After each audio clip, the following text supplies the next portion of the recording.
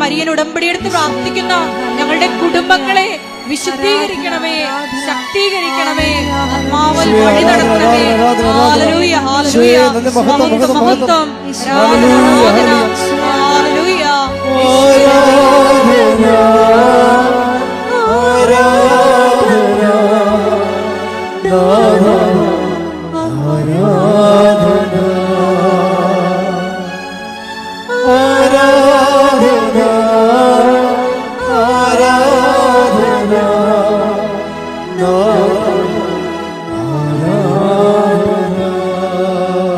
വ്യക്തിപരമായ പ്രാർത്ഥനാ വിഷയങ്ങൾ കൃപാസനത്തിൽ ജീവനോടെ പ്രത്യക്ഷപ്പെട്ട ദൈവമാതാവിന്റെ മധ്യസ്ഥയിൽ ദിവികാരുണ്യ സന്നിധിയിൽ സമർപ്പിച്ച് നമുക്കൊരു നിമിഷം മൗനമായിട്ട് പ്രാർത്ഥിക്കാം. ഞങ്ങൾക്ക് ആവശ്യമായിട്ടുള്ള വചനങ്ങൾ നൽകണമേ എന്ന് പ്രാർത്ഥിക്കുന്നു. വചനത്താൽ ഞങ്ങളെ വിശുദ്ധീകരിക്കണമേ എന്ന് പ്രാർത്ഥിക്കുന്നു. ശക്തീകരിക്കണമേ എന്ന് പ്രാർത്ഥിക്കുന്നു. ആത്മാവിൽ വഴി നടത്തണമേ എന്ന് പ്രാർത്ഥിക്കുന്നു. പരിശുദ്ധ പരമ ദിവ്യകാരുണ്യത്തിന് ആരാധനയും സ്തുതിയും പുകഴ്ചയും ഉണ്ടായിരിക്കട്ടെ. ഉടമ്പടിയുടെ പെട്ടെന്ന് ഫയറാകുന്ന, പെട്ടെന്ന് ദീപ്തമാകുന്ന ഉടമ്പടിക്ക്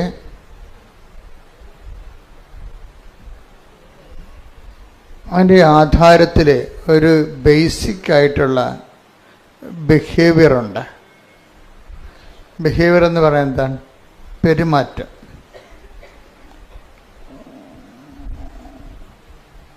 നിങ്ങൾക്ക് ഉടമ്പടി പെട്ടെന്ന് ഉടമ്പടിയിലേക്ക് ചാലുവാകണമെങ്കിൽ ആദ്യം ഒന്ന് ശ്രദ്ധിക്കേണ്ട കാര്യം, ഉടമ്പടി വിഹിതമായ ഒരു പെരുമാറ്റം കരുപ്പിടിപ്പിക്കാൻ ശ്രദ്ധയുണ്ടാകണം, അറ്റൻഷൻ. സഭാപ്രസംഗിയാണ് 5:1. വായിച്ചോളൂ, ശ്രദ്ധിക്കട്ടെ. ഹല്ലേലൂയ. ദേവാലയത്തിലേക്ക് പോകുമ്പോൾ ദേവാലയത്തിലേക്ക് പോകുമ്പോൾ സൂക്ഷ്മതയുള്ളവനായിരിക്കുക, ശ്രദ്ധിച്ചു കേൾക്കാൻ അടുത്തു ചെല്ലുന്നതാണ് വിഡ്ഢിയുടെ ബലിയർപ്പണത്തേക്കാൾ ഉത്തമം. കാര്യം അറിയാതെ ആചാരങ്ങൾ കാണിക്കുന്നതാണ് വിഡ്ഢിയുടെ ബലിയർപ്പണം എന്ന് പറയുന്നത്. കാര്യം അറിയാൻ പാടില്ല, അത് അനുഷ്ഠാനങ്ങൾ കൂടിക്കൊണ്ടിരിക്കും. അതാണ് പറയണത്. ഒന്നൊരു വായിച്ച ഭാഗം. ദേവാലയത്തിലേക്ക് പോകുമ്പോൾ സൂക്ഷ്മതയുള്ളവനായിരിക്കുക, ശ്രദ്ധിച്ചു കേൾക്കാൻ അടുത്തു ചെല്ലുന്നതാണ് വിഡ്ഢിയുടെ ബലിയർപ്പണത്തേക്കാൾ ഉത്തമം. കാര്യം അറിയാതെ അനുഷ്ഠാനങ്ങളും ആചാരങ്ങളും പങ്കെടുക്കുന്നത് വിഡ്ഢിത്തമാണ്. അവരുടെ അത്തരം കാര്യം അറിയാതെയുള്ള ഇടപാടുകളേക്കാൾ നല്ലത് ശ്രദ്ധിച്ച് കേൾക്കാൻ അടുത്ത് ചെല്ലുന്നതാണ്. ഇപ്പോൾ തുടങ്ങിയത് എങ്ങനെയാണ്? ദേവാലയത്തിലേക്ക് പോകുമ്പോൾ നമ്മൾ ദേവാലയത്തിൽ വന്നിരിക്കുന്നതിൻ്റെ ഉദ്ദേശം എന്താണ്? കഴിഞ്ഞ ദിവസങ്ങളിൽ ഇവിടെ ജോജി എന്നും പറഞ്ഞുള്ള ഒരു മകൻ്റെ, തൃശ്ശൂർക്കാരനാണ്, അവൻ്റെ സാക്ഷ്യം ഉണ്ടായിരുന്നു. അത് ഇത്തിരി മുതിർന്ന ആളാണ്, അവനെന്ന് പറയാൻ പറ്റത്തില്ല, ഇത്തിരി പാകതയുള്ള കുടുംബനാഥനാണ്. കാരണം എനിക്കിഷ്ടപ്പെട്ടത് അദ്ദേഹത്തിൻ്റെ സ്പിരിച്വൽ മെച്യൂരിറ്റിയാണ്. അതാണ് ബിഹേവിയർ എന്ന് ഞാൻ പറഞ്ഞതിൻ്റെ കാര്യം. ബിഹേവിയർ എന്ന് പറയത്തില്ലേ, നിങ്ങളുടെ പെരുമാറ്റം കാണുമ്പോൾ നിങ്ങൾ സൂക്ഷ്മതയുള്ളവരാണെന്ന് ദൈവത്തിന് തോന്നണം.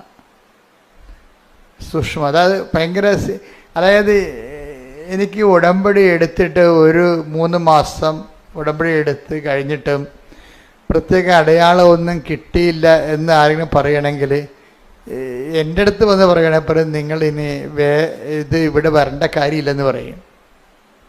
എന്താ ഞാൻ പറയത്തുള്ളൂ, വരേണ്ട കാര്യമില്ല. നിങ്ങൾക്ക് കഥ അറിയാതെ ആട്ടം കാണുകയാണ്. എന്തൊക്കെ എഴുതി കൊണ്ടുവന്ന് കെട്ടിത്താത്തുമ്പോൾ എന്തോ സംഭവം നടക്കുമെന്ന് വിചാരിച്ചതിൻ്റെ വിട്ടി വേഷം കെട്ടുകയാണ്. അങ്ങനെ വിട്ടുവേഷം കെട്ടാൻ്റെ സ്ഥലമല്ല ഇത്. ഇത് സത്യമായ ദൈവത്തെ ജീവിതം കൊണ്ട് അന്വേഷിക്കുന്നതാണ്. നിങ്ങൾക്ക് നിങ്ങളുടേതായിട്ട് കുറച്ച് പ്രശ്നങ്ങളുണ്ടാകും. നിങ്ങൾക്കറിയാമല്ലോ, ഈ സ്ഥലം ലോകത്ത് ഏറ്റവും കൂടുതൽ പ്രശ്നങ്ങൾ മനുഷ്യൻ അതിജീവിച്ചൊരു സ്ഥലമാണ്. ഏറ്റവും കൂടുതൽ പ്രശ്നങ്ങൾ മനുഷ്യൻ ദൈവത്തിൻ്റെ കൂടെ നിന്നുകൊണ്ട് അതിജീവിച്ച സ്ഥലമാണ്. അപ്പം അങ്ങനെ ഒരു സ്ഥലത്ത് വരുമ്പോൾ നമുക്ക് ആ ഒരു ബോധമാണ് വേണ്ടത്. ഇപ്പോൾ സഭാപ്രസംഗി 5:1 ദേവാലയത്തിലൂടെ ചെല്ലുമ്പോൾ സൂക്ഷ്മതയുള്ളവനാണെന്ന് പറയുമ്പോൾ ആ സൂക്ഷ്മതയ്ക്കുള്ള അർത്ഥം എന്താണ്? പല അർത്ഥങ്ങളുണ്ട്. ശ്രദ്ധ എന്ന് പറഞ്ഞ അർത്ഥമാണ് അറ്റൻഷൻ. അത് അതിൻ്റെ കൂടെ ഉള്ളൊരു വ്യാഖ്യാനമായിട്ട് വരുന്നുണ്ട്. അതായത് വിഡ്ഢിയുടെ ബലിയർപ്പണത്തെക്കാളും കാര്യങ്ങൾ അറിയാതെ അഭ്യാസം കാണിക്കുന്നവരുടെ ആചാര അനുഷ്ഠാനങ്ങളെക്കാളും നല്ലത് ശ്രദ്ധിച്ച് കേൾക്കാൻ അടുത്ത് ചെല്ലണതാണ്. പറയുന്ന കാര്യങ്ങളെല്ലാം ശ്രദ്ധിക്കണം, അത് കേൾക്കണം. അത് കേട്ടാൽ മാത്രം പോരാ, അതിൽ നടപ്പിൽ വരുത്തണം. നമ്മൾ കേൾക്കണത് എന്തിനു വേണ്ടിയാണ്? ആ കാര്യം എക്സിക്യൂട്ട് ചെയ്യാനാണ്, നടപ്പിൽ വരുത്താനാണ്. ഞാനെന്താ ഇങ്ങനെ പറയണമെന്ന് വെച്ച് കഴിഞ്ഞാൽ, ഇപ്പോൾ ഇന്നലെ ഒരു വലിയമ്മച്ചി ഇവിടെ അച്ഛനെ കാണാൻ വന്നോട്ട് കൂട്ടത്തിലുണ്ടായിരുന്നു. ഞാനോട് പറഞ്ഞ് നിങ്ങളുടെ ഉടമ്പടി ഓക്കെ അല്ലെന്ന് പറഞ്ഞ്. എന്ന് വെച്ച് കഴിഞ്ഞാൽ അവർ അതൊരു എന്താണ്, എല്ലാവരും വന്ന് ഉടമ്പടി ചെയ്യുന്നു, അതനുസരിച്ചൊക്കെ അവർക്ക് പ്രാർത്ഥിക്കുകയൊക്കെ ചെയ്യുന്നുണ്ട്, തിരിയൊക്കെ കത്തിക്കുന്നുണ്ട്, രോഗികളൊക്കെ പോയി കാണുന്നുണ്ട്, അങ്ങനെ പത്രമൊക്കെ കൊടുക്കുന്നുണ്ട്, അതൊക്കെ ചെയ്യുന്നുണ്ട്. അപ്പം ഞാൻ പറഞ്ഞു നിങ്ങളുടെ ഉടമ്പടി ഓക്കെ അല്ലെന്ന് പറഞ്ഞു. എന്താ കാര്യം വെച്ച് കഴിഞ്ഞാൽ ഇവരിതൊക്കെ ഒരു അനുഷ്ഠാന ക്രമം പോലെ, അങ്ങനെ ചട്ടപ്പടി പ്രോഗ്രാം പോലെ പ്രോഗ്രാമായിട്ട് ചെയ്ത് മാറ്റുകയും, ഈ പ്രോഗ്രാം ക്രിസ്ത്യൻസിന് അല്ലെങ്കിൽ അങ്ങനെ പ്രോഗ്രാമായിട്ട് ഈ ഉടമ്പടി ഒരു പ്രോഗ്രാമായിട്ട് ചെയ്യുന്നത് അതായത് എല്ലേ കൊള്ളാത്തൊരു പരിപാടിയാണ്. അത് തൊലിപ്പുറത്തുള്ള പരിപാടിയാണ്. നമ്മളോട് എന്ത് പറഞ്ഞിരിക്കുന്നു അതിൻ്റെ പകുതി ചെയ്യും. ഇവിടുന്ന് എന്താണ് പറയണത്, അതെങ്ങനെ കുറക്കാവുന്ന ആൾക്കാർ നോക്കത്തുള്ളൂ അല്ലേ. പാലം കിടന്നാലും ചാടിപ്പോകാൻ സ്ഥലം കൊണ്ടേ ആൾക്കാർ ചാടിയിലേ പോകത്തുള്ള കാര്യമല്ലേ. ഒരു ചെറിയ തോടാണെന്ന് വിചാരിച്ചു. മാർച്ച് ഏപ്രിൽ മാസത്തിലൊക്കെ വെള്ളം പറ്റിക്കഴിഞ്ഞാൽ പാലം ഉണ്ടാകും കൂടെ. പാലം കിടന്നാലും ആൾക്കാർ നോക്കണത് കടക്കാൻ പറ്റിയ വെള്ളമേ ഉള്ളെന്നുണ്ടെങ്കിൽ ചാടിക്കിടക്കും. പാലത്തിന് എങ്ങനെ കട്ട് ഷോട്ട് ചെയ്യാമെന്ന് നോക്കത്തുള്ളൂ. അത് ആൾക്കാരുടെ ബിഹേവിയറിലുള്ള ഒരു പ്രശ്നമാണ്. എങ്ങനെ പെട്ടെന്ന് ലളിതമായിട്ട് തീർക്കാൻ പറ്റുമെന്ന്. ഈ ഒരു ബിഹേവിയറിസം പെരുമാറ്റ ശൈലി ഉടമ്പടി കൊണ്ടുവന്നിട്ടുണ്ട്. ഉടമ്പടിയിൽ ചെറിയ രീതിയിലത് ശ്ലോകത്തിൽ കഴിക്കാൻ പറ്റുമെന്ന് നോക്കും. കഴിക്കാൻ പറ്റത്തില്ലെന്നല്ല പ്രശ്നം. ഉടമ്പടി വർക്കൗട്ട് ആകണമെന്നുണ്ടെങ്കിൽ ദൈവത്തിന് തോന്നണം നിങ്ങൾ വിഷയത്തെക്കാളുപരി നിങ്ങളുടെ സബ്ജക്റ്റ് വൈസായിട്ടുള്ള നിങ്ങളുടെ വിഷയത്തെക്കാളുപരി ദൈവത്തെ സ്നേഹിക്കുന്നുവെന്ന് ദൈവത്തിന് തോന്നണം. അതുകൊണ്ട് ഞാൻ എപ്പോഴും നിങ്ങളോട് പറയും, പുതിയ ഓഡിയൻസിനെ എപ്പോഴും കേൾക്കുന്നതുകൊണ്ടാണ് ഞാൻ ചില കാര്യങ്ങളൊക്കെ വീണ്ടും ആവർത്തിക്കുന്നത്. എങ്കിലും നിങ്ങൾക്ക് ഒത്തിരി നഷ്ടങ്ങളുണ്ടെന്നാണ് ഞാൻ കരുതുന്നത്. കാര്യം ഉടമ്പടി അടിസ്ഥാന പ്രമാണങ്ങൾ കേൾക്കണമെന്നുണ്ടെങ്കിൽ ആദ്യകാല ധ്യാനങ്ങൾ കൂടണം. ഇപ്പം അടിസ്ഥാന പ്രമാണമൊന്നും പറയണില്ലല്ലോ. ഉടമ്പടി ഒത്തിരിയേറെ മച്ചുറായത് കാരണം ഈ ഗ്രോത്ത് റിട്രീറ്റുകളാണ് നടക്കുന്നത്. അതായത് 3 പുതുക്കിയവർക്ക് 4 പുതുക്കിയവർക്കുള്ള ക്ലാസ്സുകളാണ് ഇപ്പോൾ നടക്കുന്നത്. ആദ്യമായിട്ട് നമസ്തേ എന്നും പറഞ്ഞ് വന്ന് ഉടമ്പടി എടുക്കുന്നവർക്ക് വേണ്ട സംഭവങ്ങൾ ഇപ്പം കിട്ടണില്ല. കാര്യം റിപ്പറ്റീഷൻ വരണതുകൊണ്ടാണ്. അതിപ്പോൾ നിങ്ങൾ പുതിയ ആൾക്കാരെന്താ ചെയ്യേണ്ടത്? പുതിയ ആൾക്കാർ പഴയ ധ്യാനങ്ങൾ കൂടണം. ഇതുമായിട്ട് രക്ഷപ്പെട്ടു പോകാൻ ഉദ്ദേശിക്കുന്നുണ്ടെങ്കിൽ പഴയ ധ്യാനങ്ങൾ കൂടണം. ഈ ഒരു കാലഘട്ടം എന്ന് പറയുന്നത് നല്ലൊരു കാലഘട്ടമാണ്. പണ്ട് പഴയ ധ്യാനങ്ങൾ കൂടണമെന്നൊക്കെ പറഞ്ഞു കഴിഞ്ഞാൽ ഒരു 10-20 കൊല്ലം മുമ്പ് പറഞ്ഞു കഴിഞ്ഞാൽ നിങ്ങൾ ഇവിടെ വരണം, അത് റെക്കോർഡ് ചെയ്ത് എടുത്തുകൊണ്ട് പോകണം, അത് കൊണ്ട് CD ആക്കണം, CD പ്ലെയറിലിട്ട് കേൾക്കണം. ഇപ്പം അങ്ങനെയൊന്നുമില്ല. ഇപ്പം മൊബൈലിൽ എല്ലാ സംഭവമുണ്ട്. സെക്കൻഡുകൾക്കുള്ളിൽ പഴയ ധ്യാനം കിട്ടും. അപ്പോൾ നമ്മൾക്ക് സംബന്ധിച്ചിടത്തോളം സാങ്കേതികത കാരണം ഒത്തിരി വളർന്ന കാരണം ഇത് വളരെ ഫെദർ ടച്ച് ഫിംഗർ ടച്ചിലായിട്ടുണ്ട്. ഇന്ന് തൊട്ടാൽ മതി കിട്ടും. പക്ഷെ തൊടാനുള്ള ഒരു നമ്മുടെ ഭാഗത്തു നിന്നുള്ള ഇൻവെസ്റ്റ്മെൻ്റ് ഉണ്ട്. ഇതൊരു ഇൻവെസ്റ്റ്മെൻറ്റ് ഒരു സീരിയസ് ആയിട്ടുള്ള പ്രശ്നമാണ്. ചില ആൾക്കാർക്ക് രാവിലെ ഉടമ്പടി എന്ന് പറയുമ്പോൾ ചിലപ്പോൾ രാവിലെ ഒരു പ്രാർത്ഥന പ്രാർത്ഥിച്ചാൽ പിന്നെ ഉടമ്പടി മറന്നു പോകും. മറവി ക്രിസ്ത്യാനി ഭയങ്കരമാണ്, മറവി മനുഷ്യർ ഭയങ്കരമാണ്. രാവിലെ ഒരു പ്രാർത്ഥന പ്രാർത്ഥിക്കും, പറ്റുമെങ്കിൽ അച്ഛൻ്റെ ആ ഡെയിലി ബ്രെഡൊന്ന് കൂടും, പിന്നെ ആ ദിവസം ചിലപ്പോൾ ഒന്നും ചെയ്യത്തില്ല. എന്ന് വെച്ച് കഴിഞ്ഞാൽ പിന്നെ ചിലർ വൈകുന്നേരത്തെ സന്ധ്യാപ്രാർത്ഥനയും ഉടമ്പടി പ്രാർത്ഥനയും ചെല്ലും. ഇതിൻ്റെ ഇടയ്ക്ക് ബാക്കി ഈ ഉടമ്പടി ഒരു ജീവിത രീതി ആയത് കാരണം ഈ പകലാണ് ഇത് ഉടമ്പടി മുഴുവനും ഉടമ്പടി ഒരു ജീവിതമാണ്. അപ്പം നമ്മുടെ റിസ്ക് എന്ന് പറയുന്നത് ദൈവത്തെ ബോധ്യപ്പെടുത്തണം. എന്താണ്? എൻ്റെ മക്കൾ കേൾക്കുന്നുണ്ട്, അച്ഛൻ പറഞ്ഞു സീരിയസ് ആയിട്ടുള്ള കാര്യമാണ് ഞാൻ പറയണത്. നിങ്ങൾ ഒത്തിരി കാര്യം എഴുതിയിടണമല്ല പ്രശ്നം, എഴുതിയിടേണ്ട ഇരുട്ട് നടക്കും. പക്ഷേ നിങ്ങൾ ആ ഉടമ്പടിയുടെ കാര്യത്തിൽ എനിക്ക് മനസ്സിലായത് ഇതിൻ്റെ ഏറ്റവും വലിയ റിസ്ക് എന്താണെന്നറിയാവോ? ഉടമ്പടിയുടെ റിസ്ക് എന്ന് പറഞ്ഞാൽ എന്താണ്? ഏറ്റവും സീരിയസ് ആയിട്ടുള്ള പ്രശ്നം ഉടമ്പടിയിലാണ്. ഒന്ന്, നമ്മൾ ഉടമ്പടിയിലാണെന്ന് നമ്മളെ തന്നെ ആദ്യം ഒന്ന് ബോധ്യപ്പെടുത്തിയെടുക്കണം. അതൊരു വലിയ പാടാണ്. രണ്ടാമത്, ഉടമ്പടിയിലാണെന്നുള്ള ദൈവത്തെ ബോധ്യപ്പെടുത്തിയെടുക്കണം. അത് കുറച്ചുകൂടി എളുപ്പമാണ്. അച്ഛൻ പറഞ്ഞ മനസ്സിലായില്ലേ? ഒന്നാമത്തെ എന്താണ്? നമ്മൾ ഉടമ്പടിയിലാണെന്ന് നമ്മളെ ബോധ്യപ്പെടുത്തിയെടുക്കണം. അത് പാടാണ് ശരിക്കും. കാര്യം നമ്മൾ പ്രത്യക്ഷ പ്രാർത്ഥന രാവിലെയുള്ള കഴിഞ്ഞാൽ പിന്നീട് നമ്മൾ പല രീതിയിൽ കെയർലെസ് ആയിട്ടൊക്കെ മൂവ് ചെയ്യുകയും അതിന് നമ്മൾ പലതരത്തിലുള്ള സ്വഭാവമുള്ള ആൾക്കാരുമായിട്ടല്ല ഇൻട്രാക്ട് ചെയ്യണത്. അപ്പം ചിലപ്പോൾ അവൻ തന്തയ്ക്ക് വിളിക്കുമ്പോൾ നമുക്ക് അവൻ്റെ തള്ളക്ക് വിളിക്കാൻ തോന്നും. അതൊക്കെ ഉള്ളത് ഇതിൻ്റെ അകത്ത് ഉള്ളൂ ഒരു. അപ്പോൾ ഇയൊക്കെ കോൺഷ്യസ് അല്ലേ, അയാൾ ഉടമ്പടിയിലാണെന്നുള്ളവൻ ഇത് ബോധമല്ല.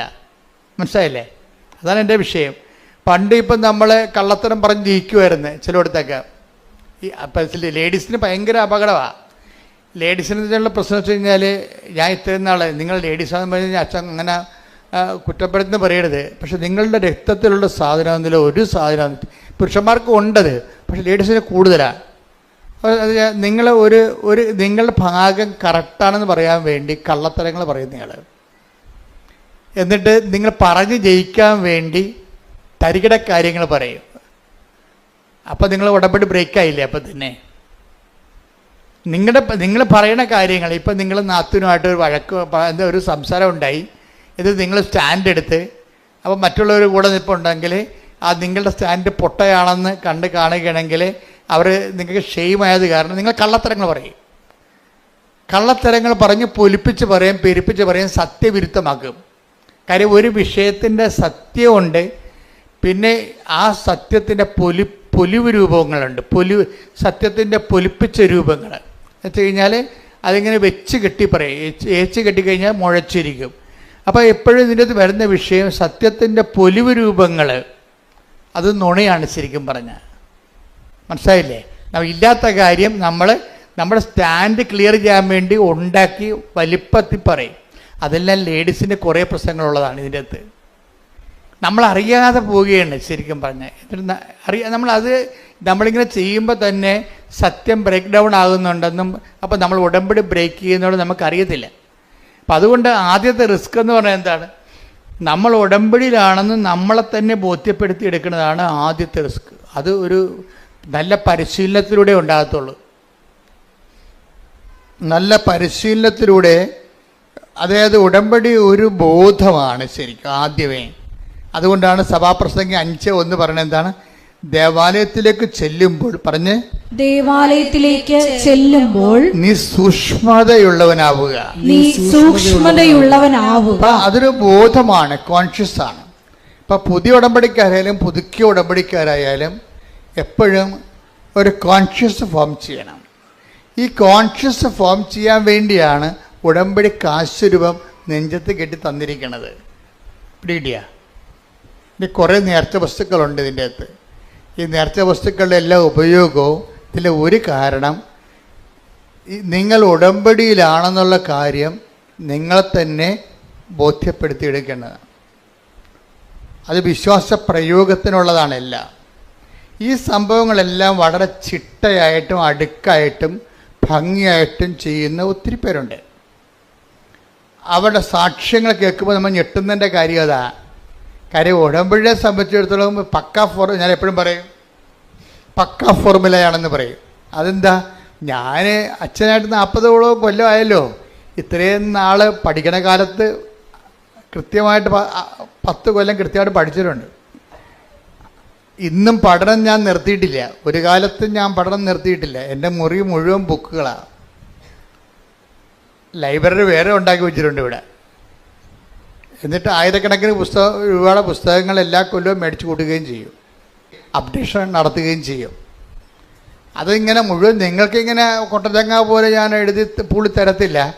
അതിനെ അസിമുലേറ്റ് ചെയ്തിട്ട് അതിൻ്റെ സത്യാവശങ്ങൾ പരിശോധിക്കും. അപ്പോൾ ഒരു നിരന്തര പഠനത്തിലാണ്. ഈ ഒരു തീഷ്ണത നിങ്ങളുടെ ഭാഗത്തുനിന്ന് ഉണ്ടാകണം. ഉടമ്പടിയിലൂടെ നിങ്ങൾ ജീവിക്കുകയും പഠിക്കുകയും ചെയ്യാൻ. നിങ്ങളെ പലരും എടുക്കുന്നത് ഡിസ്പോസിബിൾ ഉടമ്പടിയാണ് എടുക്കുന്നത്. ഡിസ്പോസിബിൾ ഉടമ്പടിയിൽ ഡിസ്പോസിബിൾ ഗ്ലാസ് ഇല്ലേ, ഇപ്പം നിരോധിച്ചിട്ടുണ്ട് ഗവൺമെൻറ് അല്ലേ. ഇപ്പം നിരോധിച്ച ഡിസ്പോസിബിൾ ഗ്ലാസ്, അത് കാപ്പി കുടിച്ചിട്ട് ഗ്ലാസ് എടുത്ത് എറിഞ്ഞ് ഡിസ്പോസ് ചെയ്ത് കളയും. അത് പല ആൾക്കാരും വഴിയിലാണ് കളയുന്നത്. ഇതുപോലെ തന്നെ ഡിസ്പോസിബിൾ ഉടമ്പടി എടുത്തിട്ടുണ്ട് കുറേ ആൾക്കാർ. എന്ന് വെച്ച് കഴിഞ്ഞാൽ അതിൻ്റെ അകത്ത് നിങ്ങളുടെ IELTS മറ്റേ PR മാത്രം എടുത്തിട്ട് ഉടമ്പടി കളയും. ഡിസ്പോസിബിൾ ഉടമ്പടി പുതിയ അങ്ങനെ കുറേ അവതാരങ്ങളുണ്ട്. ഭയങ്കര മുതലുകളല്ല വന്നത്, ഉടമ്പടി വന്നതല്ലേ. എന്നുവെച്ചാൽ ഡിസ്പോസിബിൾ ഉടമ്പടി എന്ന് വെച്ച് കഴിഞ്ഞാൽ അവർക്ക് ആവശ്യമായ അവിടെ ഇപ്പം പരീക്ഷ റിസൾട്ട് വരാൻ പോകുന്നു. റിസൾട്ട് വന്നു കഴിഞ്ഞു, ശരി, അവർക്ക് റാങ്ക് കിട്ടി, സ്വോത്രം യേശു നന്ദി, ബാക്കി ഉടമ്പടി കളയും. ആ റിസൾട്ട് മാത്രം എടുക്കും. ചായ കുടിച്ചൊരു ഗ്ലാസ് കളയും. അതാണ് ഡിസ്പോസിബിൾ ഉടമ്പടി എന്നും. ഇതിൻ്റെ വിഷയമെന്ന് പറയണത് ഉടമ്പടി ഡിസ്പോസ് ചെയ്യാൻ പറ്റത്തില്ല. കാര്യം എന്താണ്? നിങ്ങൾ ഡിസ്പോസ് ചെയ്താലും കടമായിട്ട് നിൽക്കും. അത് കാര്യം എന്താണ്? ഉടമ്പടി ചെയ്യണത് മാറ്റമില്ലാത്ത ഒരാളുമായിട്ടാണ് ഉടമ്പടി ചെയ്യണത്. അപ്പനും അമ്മയാണെന്ന് പറഞ്ഞാലും മരിക്കുമ്പോൾ തീരും. ഇത് തീരത്തില്ല. അപ്പനും അമ്മയാണെന്ന് മരിക്കുമ്പോൾ തീരുമല്ല. മരിക്കുമ്പോൾ തീരും എന്നുള്ള കാര്യം നിങ്ങൾ പറയൂ, മരിക്കുമ്പോൾ തീരത്തില്ല അച്ഛാ. അപ്പം മരിച്ചതിൻ്റെ ഓർമ്മ ഇപ്പോഴും ഉണ്ടാവും. ശരി, പക്ഷേ ആത്മക്കാണ്ട ദിവസമൊന്നും ചെല്ലാം സെമിത്തേരി. ഒരു പൂച്ചക്കളിയും കാണത്തില്ല, വിറ വർദ്ധിക്കുക. ഒരു സ്വർഗസ്ഥനായ പിതാവ് എല്ലാം കാണത്തില്ല. അത് ഈ വെറുതെ ഈ അഭ്യാസം 30-നും കുഴിയാഴ്ചയ്ക്കും 41-നൊക്കെ വെറുതെ പോകണാണേ. അതെനിക്കറിയാം. ഞാൻ അത് കാരണം അത് മൈൻഡ് ചെയ്യത്തില്ല. എത്ര കരഞ്ഞാലും ഞാൻ മൈൻഡ് ചെയ്യത്തില്ല. എനിക്കറിയാം ഈ അഭ്യാസമൊക്കെ 6 മാസത്തേക്ക് ഉള്ളതെന്ന്. പിന്നെ അപ്പൻ്റെ മരിച്ചതിന് ഡേറ്റ് പോലും മറന്നു പോകും. ഇപ്പം വിളിച്ചു വെച്ചാൽ അത് ഓരോരുത്തരും വിളിച്ചു, എൻ്റെ അപ്പൻ എന്നാ മരിച്ചു, ഡേറ്റ് അത് ഏത് വർഷമാണ് മരിച്ചത് അറിയാൻ പോലെ. പക്ഷെ അങ്ങനെ ഒരു ഡിസ്പോസിബിൾ ആളുമായിട്ടോ അല്ല. അപ്പം വരെ ഇപ്പം ഡിസ്പോസിബിൾ ആണെന്ന് മനസ്സിലായില്ലേ, കളഞ്ഞു, ഓർമ്മ പോലും പോയി, മരിച്ചത് എന്നാന്ന് പോലും അറിയാൻ പറ്റില്ല. അങ്ങനെ ഒരാളുമായിട്ടല്ല നമ്മൾ ഉടമ്പടി എടുത്തിരിക്കുന്നത്. അതുകൊണ്ടാണ് മാറ്റമില്ല എന്ന് ഈശോ ഇടയ്ക്കിടയ്ക്ക് പറഞ്ഞുകൊണ്ടിരിക്കും. ആകാശവും ഭൂമിയും കടന്നു പോട്ടെ, വിടക്കോട്ട് സ്തുതിക്കട്ടെ. Hallelujah, hallelujah, hallelujah, hallelujah, hallelujah. Mathai 24:35. ആകാശവും ഭൂമിയും കടന്നു പോകും. ആകാശവും പറഞ്ഞ് ആകാശവും ഭൂമിയും കടന്നു പോകും. എന്നാൽ എന്റെ വചനങ്ങൾ കടന്നു പോവുകയില്ല. അപ്പൊ വചനങ്ങൾ കടന്നു പോകുകയില്ല എന്ന് പറയുമ്പോൾ കർത്താവ് അവൻ പറയണ പോലെ നമ്മൾ ചെയ്തോളാം എന്നാണ് പറഞ്ഞിരിക്കണേ. എപ്പോഴും മനസ്സിലാക്കേണ്ട ഒരു വിഷയം എന്ന് വെച്ച് കഴിഞ്ഞാൽ കർത്താവിൻ്റെ മാറ്റമില്ലാത്തവനുമായിട്ടാണ് നമ്മൾ ഉടമ്പടി എടുത്തിരിക്കുന്നത്. അപ്പോൾ നമ്മുടെ വിഷയങ്ങൾ മാറിയാലും ഉടമ്പടി ജീവിതത്തിന് പിന്നെയും നിലനിൽപ്പും പ്രസക്തിയും ഉണ്ട്. ദൈവത്തോടാണ് നമ്മൾ ഉടമ്പടി ചെയ്തിരിക്കണം എന്നുള്ളൊരു ബോധമാണ്. ഈ ദേവാലയത്തിലേക്ക് പോകുമ്പോൾ സൂക്ഷ്മതയുള്ളവനാകണമെന്ന് പറയുമ്പോൾ ആ സൂക്ഷ്മത എന്ന് പറയണത് ഒരു ബോധമാണ്. എന്താണ് ബോധം? അതിൽ ഒന്നാമത്തെ ബോധം എന്താണ്? ഞാൻ ദൈവത്തോടാണ് ഉടമ്പടി എടുത്തിരിക്കുന്നത്. അത് ഡിസ്പോസിബിൾ അല്ല. ഇത് എന്നെ പറഞ്ഞ് പഠിപ്പിക്കണം തന്നെത്താൻ. അതാണ് പറയണത്. ഉടമ്പടി എന്ന് പറയണത് എൻ്റെ റിസ്കിൽ ഒന്നാമത്തെ കാര്യം എന്താണ്? ഞാൻ ഉടമ്പടിയിലാണെന്ന് തന്നെ പറഞ്ഞ് പഠിപ്പിക്കുന്നതാണ് എൻ്റെ ഒന്നാമത്തെ റിസ്ക്. ഒന്ന് പറഞ്ഞേ, ഞാൻ ഉടമ്പടിയിലാണെന്നൊന്ന് ആവർത്തിച്ച് പറഞ്ഞേ. ഞാൻ ഉടമ്പടിയിലാണ്, ഞാൻ ഉടമ്പടിയിലാണ്, ഞാൻ ഉടമ്പടിയിലാണ്, ഞാൻ ഉടമ്പടിയിലാണ്. Okay, praise the lord. Praise the lord. അപ്പോൾ ഇത് ഇടയ്ക്ക് എല്ലാ ദിവസവും ഒന്ന് പറയണത് നല്ലതായിരിക്കും കേട്ടോ. പ്രത്യേകിച്ച് നിങ്ങൾ കാത്തലിക്സ് കുമ്പസാരിക്കുമ്പോൾ എവിടെയാണ് ഈ ഉടമ്പടി ദിവസങ്ങളിൽ കാര്യം ഒരു അവിശുദ്ധമായൊരു വ്യക്തിയുമായിട്ട് ദൈവത്തിന് ഉടമ്പടി നിലനിൽക്കാൻ പാടായിരിക്കും. മനസ്സിലായില്ലേ? അതുകൊണ്ടാണ് എബ്രാഹത്തിനോട് പറഞ്ഞത്. എന്താണ് എബ്രാഹത്തിനോട് എന്താ ദൈവം പറഞ്ഞേ? ഇത് പഴയ ധ്യാനത്തിൽ നിന്ന് എടുത്ത് പറയണേ കേട്ടോ. അത് പറഞ്ഞെടുത്ത് 17:1 എടുത്ത് ശ്രുതികട്ടെ. ഹല്ലേലൂയ. ഉൽപ്പത്തി 17:1. ഉൽപ്പത്തി 17:1. അബ്രാമിന് 99 വയസ്സായപ്പോൾ കർത്താവ് പ്രത്യക്ഷപ്പെട്ട് അവനോട് അരുൾ ചെയ്തു, സർവശക്തനായ ദൈവമാണ് ഞാൻ, എന്റെ മുമ്പിൽ വ്യാപരിക്കുക, കുറ്റമറ്റവനായി വർത്തിക്കുക. Praise the lord. അതായത് ബൈബിളിൻ്റെ ഒരു പ്രശ്നം എന്ന് പറയണത് ഈ മനുഷ്യനെ നിരായുധീകരിക്കും. അതാണ് ഒരു പ്രശ്നം. ബൈബിളിൻ്റെ ഏറ്റവും രൂക്ഷമായ ഒരു പ്രശ്നമാണത്. നിരായുധീകരിക്കും എന്നാ പറ്റുക കഴിഞ്ഞാൽ ആയുധം കൊണ്ടുള്ള കളികളെല്ലാം ദൈവത്തിൻ്റെ ഭാഗത്തേക്ക് നമുക്ക് കൈമാറും.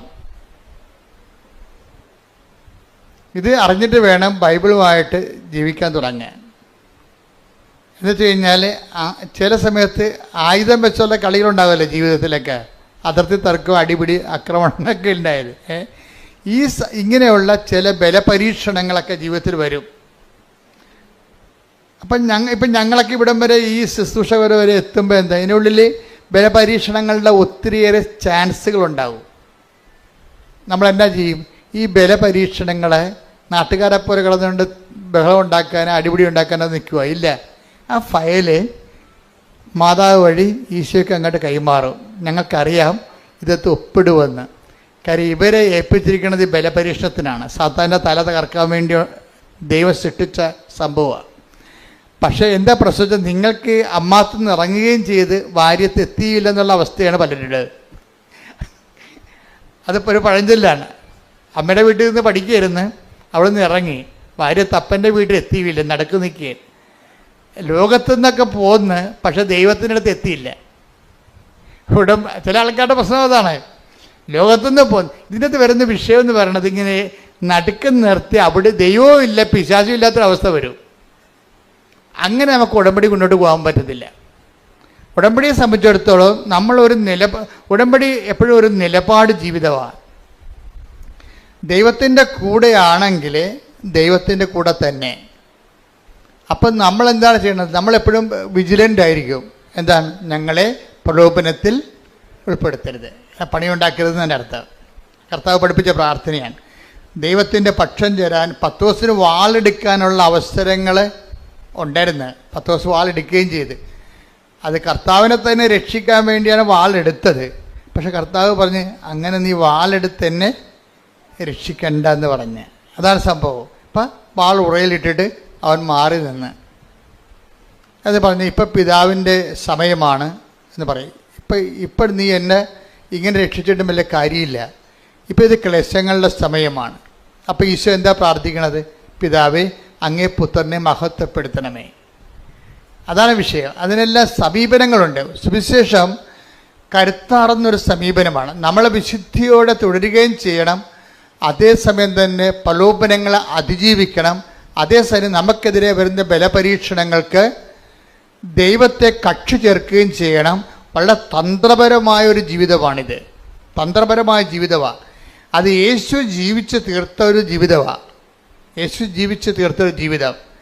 ഇതിന് നമുക്ക് മൊത്തം അനുകരിക്കാൻ പറ്റുമോ എന്ന് ചോദിച്ചു കഴിഞ്ഞാൽ നമുക്ക് ഓരോ മനുഷ്യനും അതിൻ്റെതായിട്ടുള്ള പരിമിതികളുണ്ടെങ്കിലും നമ്മുടെ ഭാഗത്തുനിന്ന് ഒരു സുവിശേഷ വിഹിതമായി ജീവിക്കണം എന്നുള്ള ബോധം ഉണ്ടാകണം. അപ്പം അങ്ങനെ നീ സുവിശേഷവിഹിതമായി ജീവിക്കണം എന്ന് ഇപ്പം നിൻ്റെ ഉടമ്പടിയിലെ ഉദ്ദേശം നിൻ്റെ കടങ്ങൾ മാറണമെന്നല്ലേ, അല്ലെങ്കിൽ കച്ചവടം നടക്കണമെന്നാണ് ഉദ്ദേശം. ജോജി ഒരു ഹോൾസെയിൽ കട നടത്തിക്കൊണ്ടിരിക്കുകയാണ്, വാടക നടത്തിക്കൊണ്ടിരിക്കുകയാണ്. 15 ലക്ഷം രൂപയുടെ സാധനം അതിൻ്റെ അകത്തുണ്ട്. 15 ലക്ഷം രൂപയുടെ സാധനം അതിൻ്റെ അകത്തുണ്ട്. പക്ഷേ പെട്ടെന്നൊരു പ്രശ്നമുണ്ടായി. എന്താ പ്രശ്നം ഉണ്ടായത്? എല്ലാ കടക്കാർക്കും ഉണ്ടായിക്കോണം ആ പ്രശ്നം. കാര്യം കടകളും അതുപോലെയുള്ള വിഷയങ്ങളുമെല്ലാം ലോകത്ത് ഭയങ്കരമായിട്ടുള്ള ഗതിവ്യതിയാനങ്ങൾ ഉണ്ടാകണില്ലേ? ഇപ്പം മലേഷ്യൻ റബ്ബർ ഇവിടെ ഇറക്കുമതി ചെയ്യാൻ ഗവൺമെൻറ് ഒപ്പിട്ട് കൊടുത്ത്. അപ്പോൾ എന്ത് പറ്റി? നാട്ടിലെ റബ്ബറൊക്കെ ഇരിപ്പായി പോയില്ലേ? വില കുറഞ്ഞു. അതല്ലേ പ്രശ്നം. ഇപ്പം റബ്ബർ കർഷകൻ എന്ത് ചെയ്യാണ്? വെട്ടുകാരുടെ വില കൂടിയപ്പോൾ എന്നാ പറ്റി? ഉടയക്കാരൻ തന്നെ വെട്ടാൻ തുടങ്ങും. വെളുപ്പിന് എഴുന്നേറ്റ് 3 മണിക്ക് പോയി. അല്ലെങ്കിൽ ഒന്നും മുതലാകണില്ലേ? 80 ഷീറ്റിൻ്റെ റബ്ബർ മരങ്ങളുണ്ട്. പക്ഷേ വേറെ ആരെക്കൊണ്ട് വെട്ടിച്ച് കഴിഞ്ഞാൽ ഇതിൽ കിട്ടുന്ന മീതിയും കൊണ്ട് അവൻ പോവും. അപ്പോൾ എന്ത് ചെയ്യും? ഉടയക്കാരൻ തന്നെ വെട്ടാൻ തുടങ്ങും. അപ്പോൾ ഇങ്ങനെ ഓരോരോ സമയത്തും നമുക്ക് നമ്മളുടെ തൊഴിലിനും വരുമാനത്തിനുമൊക്കെ പുതിയ വെല്ലുവിളികളുണ്ടാവും. ആ വെല്ലുവിളികളിലെല്ലാം ഉടമ്പടിയിൽ അതിൻ്റെ പ്രൊവിഷൻസ് ഉണ്ട്. എന്താ കാര്യം? ചില വെല്ലുവിളികൾ നമ്മുടെ നിലവിലുള്ള പവർ കൊണ്ട് കൈകാര്യം ചെയ്യാൻ പറ്റാതെ വരും. അത് ഇപ്പോഴല്ല, പണ്ട് മുതലേ ദൈവത്തിന് അറിയാവുന്ന ഒരു ദൈവം അറിഞ്ഞിട്ട് അതിന് സമാധാനം കണ്ടുപിടിച്ചിട്ടുണ്ട്. ചില വെല്ലുവിളികൾ നമ്മളുടെ പവർ കൊണ്ട് തന്നെ നമ്മൾക്ക് അതിനെ പ്രതിരോധിക്കാൻ പറ്റാതെ വരും. അതിനാണ് പറയണത് എന്താണ്? മെരിറ്റ്, നമ്മുടെ മെരിറ്റ്. ചില വെല്ലുവിളികൾ നമ്മുടെ മെരിറ്റ് കൊണ്ട് ചെയ്യാൻ പറ്റാതെ വരും. അതുകൊണ്ടാണ് ബൈബിൾ പുതിയ ഫോർമുല വെച്ചിരിക്കുന്നത്. എന്താണ്? Not by merit but by grace. അതാണ് നമ്മൾ എഫേസ്യസ് 2:8 അതാണ് ഉടമ്പടിയുടെ അടിസ്ഥാന പ്രമാണം. Not by merit but by grace. പിന്നെ എന്താണ് പറയുന്നത്? അത് എഫേസ്യസ് 2:8. പിന്നെ നമ്മൾ എന്താ പറയണത്? സക്കറിയ, ഇതിപ്പോൾ ആദ്യകാല ധ്യാനം നോക്കിയാൽ മതി. സക്കറിയ 4:6 എന്താ പറയണത്? സൈന്യത്താലേ അല്ല, ശക്തിയാലേ അല്ല, കർത്താവിൻ്റെ ആത്മാവിനാൽ. അപ്പം ജീവിതത്തിനെതിരെ വരുന്ന ചില വെല്ലുവിളികൾ നമ്മുടെ ശക്തിയും സൈന്യവും കൊണ്ട്, ആളുകൊണ്ടോ അർത്ഥം കൊണ്ടോ നേരിടാൻ പറ്റത്തില്ല. ഞാൻ ചില സമയത്തൊക്കെ നോക്കുമ്പോഴേ ഈ ചില പെരുമ്പാമ്പൊക്കെ കഴിഞ്ഞ ദിവസങ്ങളിൽ ഞാനൊരു വീഡിയോ എൻ്റെ ശ്രദ്ധയിൽ കണ്ടോ. അതായത് എന്തോ സീരിയസ് ആയിട്ടുള്ള കാര്യം നോക്കേണ്ട സമയത്ത് വേറൊരു വീഡിയോ കയറി വന്നു. എന്ന് വെച്ച് കഴിഞ്ഞാൽ ഒരു ആമ, ഒരു പട്ടി ഇങ്ങനെ വായിൽ ഇങ്ങനെ പൊളിച്ചുകൊണ്ട് അതിൻ്റെ നാക്കൊക്കെ നീട്ടിക്കൊണ്ട് ഇങ്ങനെ കിതച്ചുകൊണ്ട് ഒരു ആമയുടെ അടുത്ത് നിൽക്കുകയാണ്. കുഞ്ഞാമ അല്ല ഈ നടുത്ത്. അപ്പോൾ ഈ പട്ടി നാക്ക് നീട്ടിക്കൊണ്ട് നിൽക്കുന്ന സംഭവം ആമ എന്തോ അനങ്ങണ പോലെ കണ്ട് ആമ അതിൻ്റെ തോട്ടിൽ നിന്ന് തല വലിച്ച് പുറത്തിട്ടിട്ട് പട്ടിയുടെ നാക്കെ കയറി കടിച്ചോടുകൂടി പട്ടി കിടന്ന് കാറിയിട്ട് പട്ടി പെടുന്ന പാട്.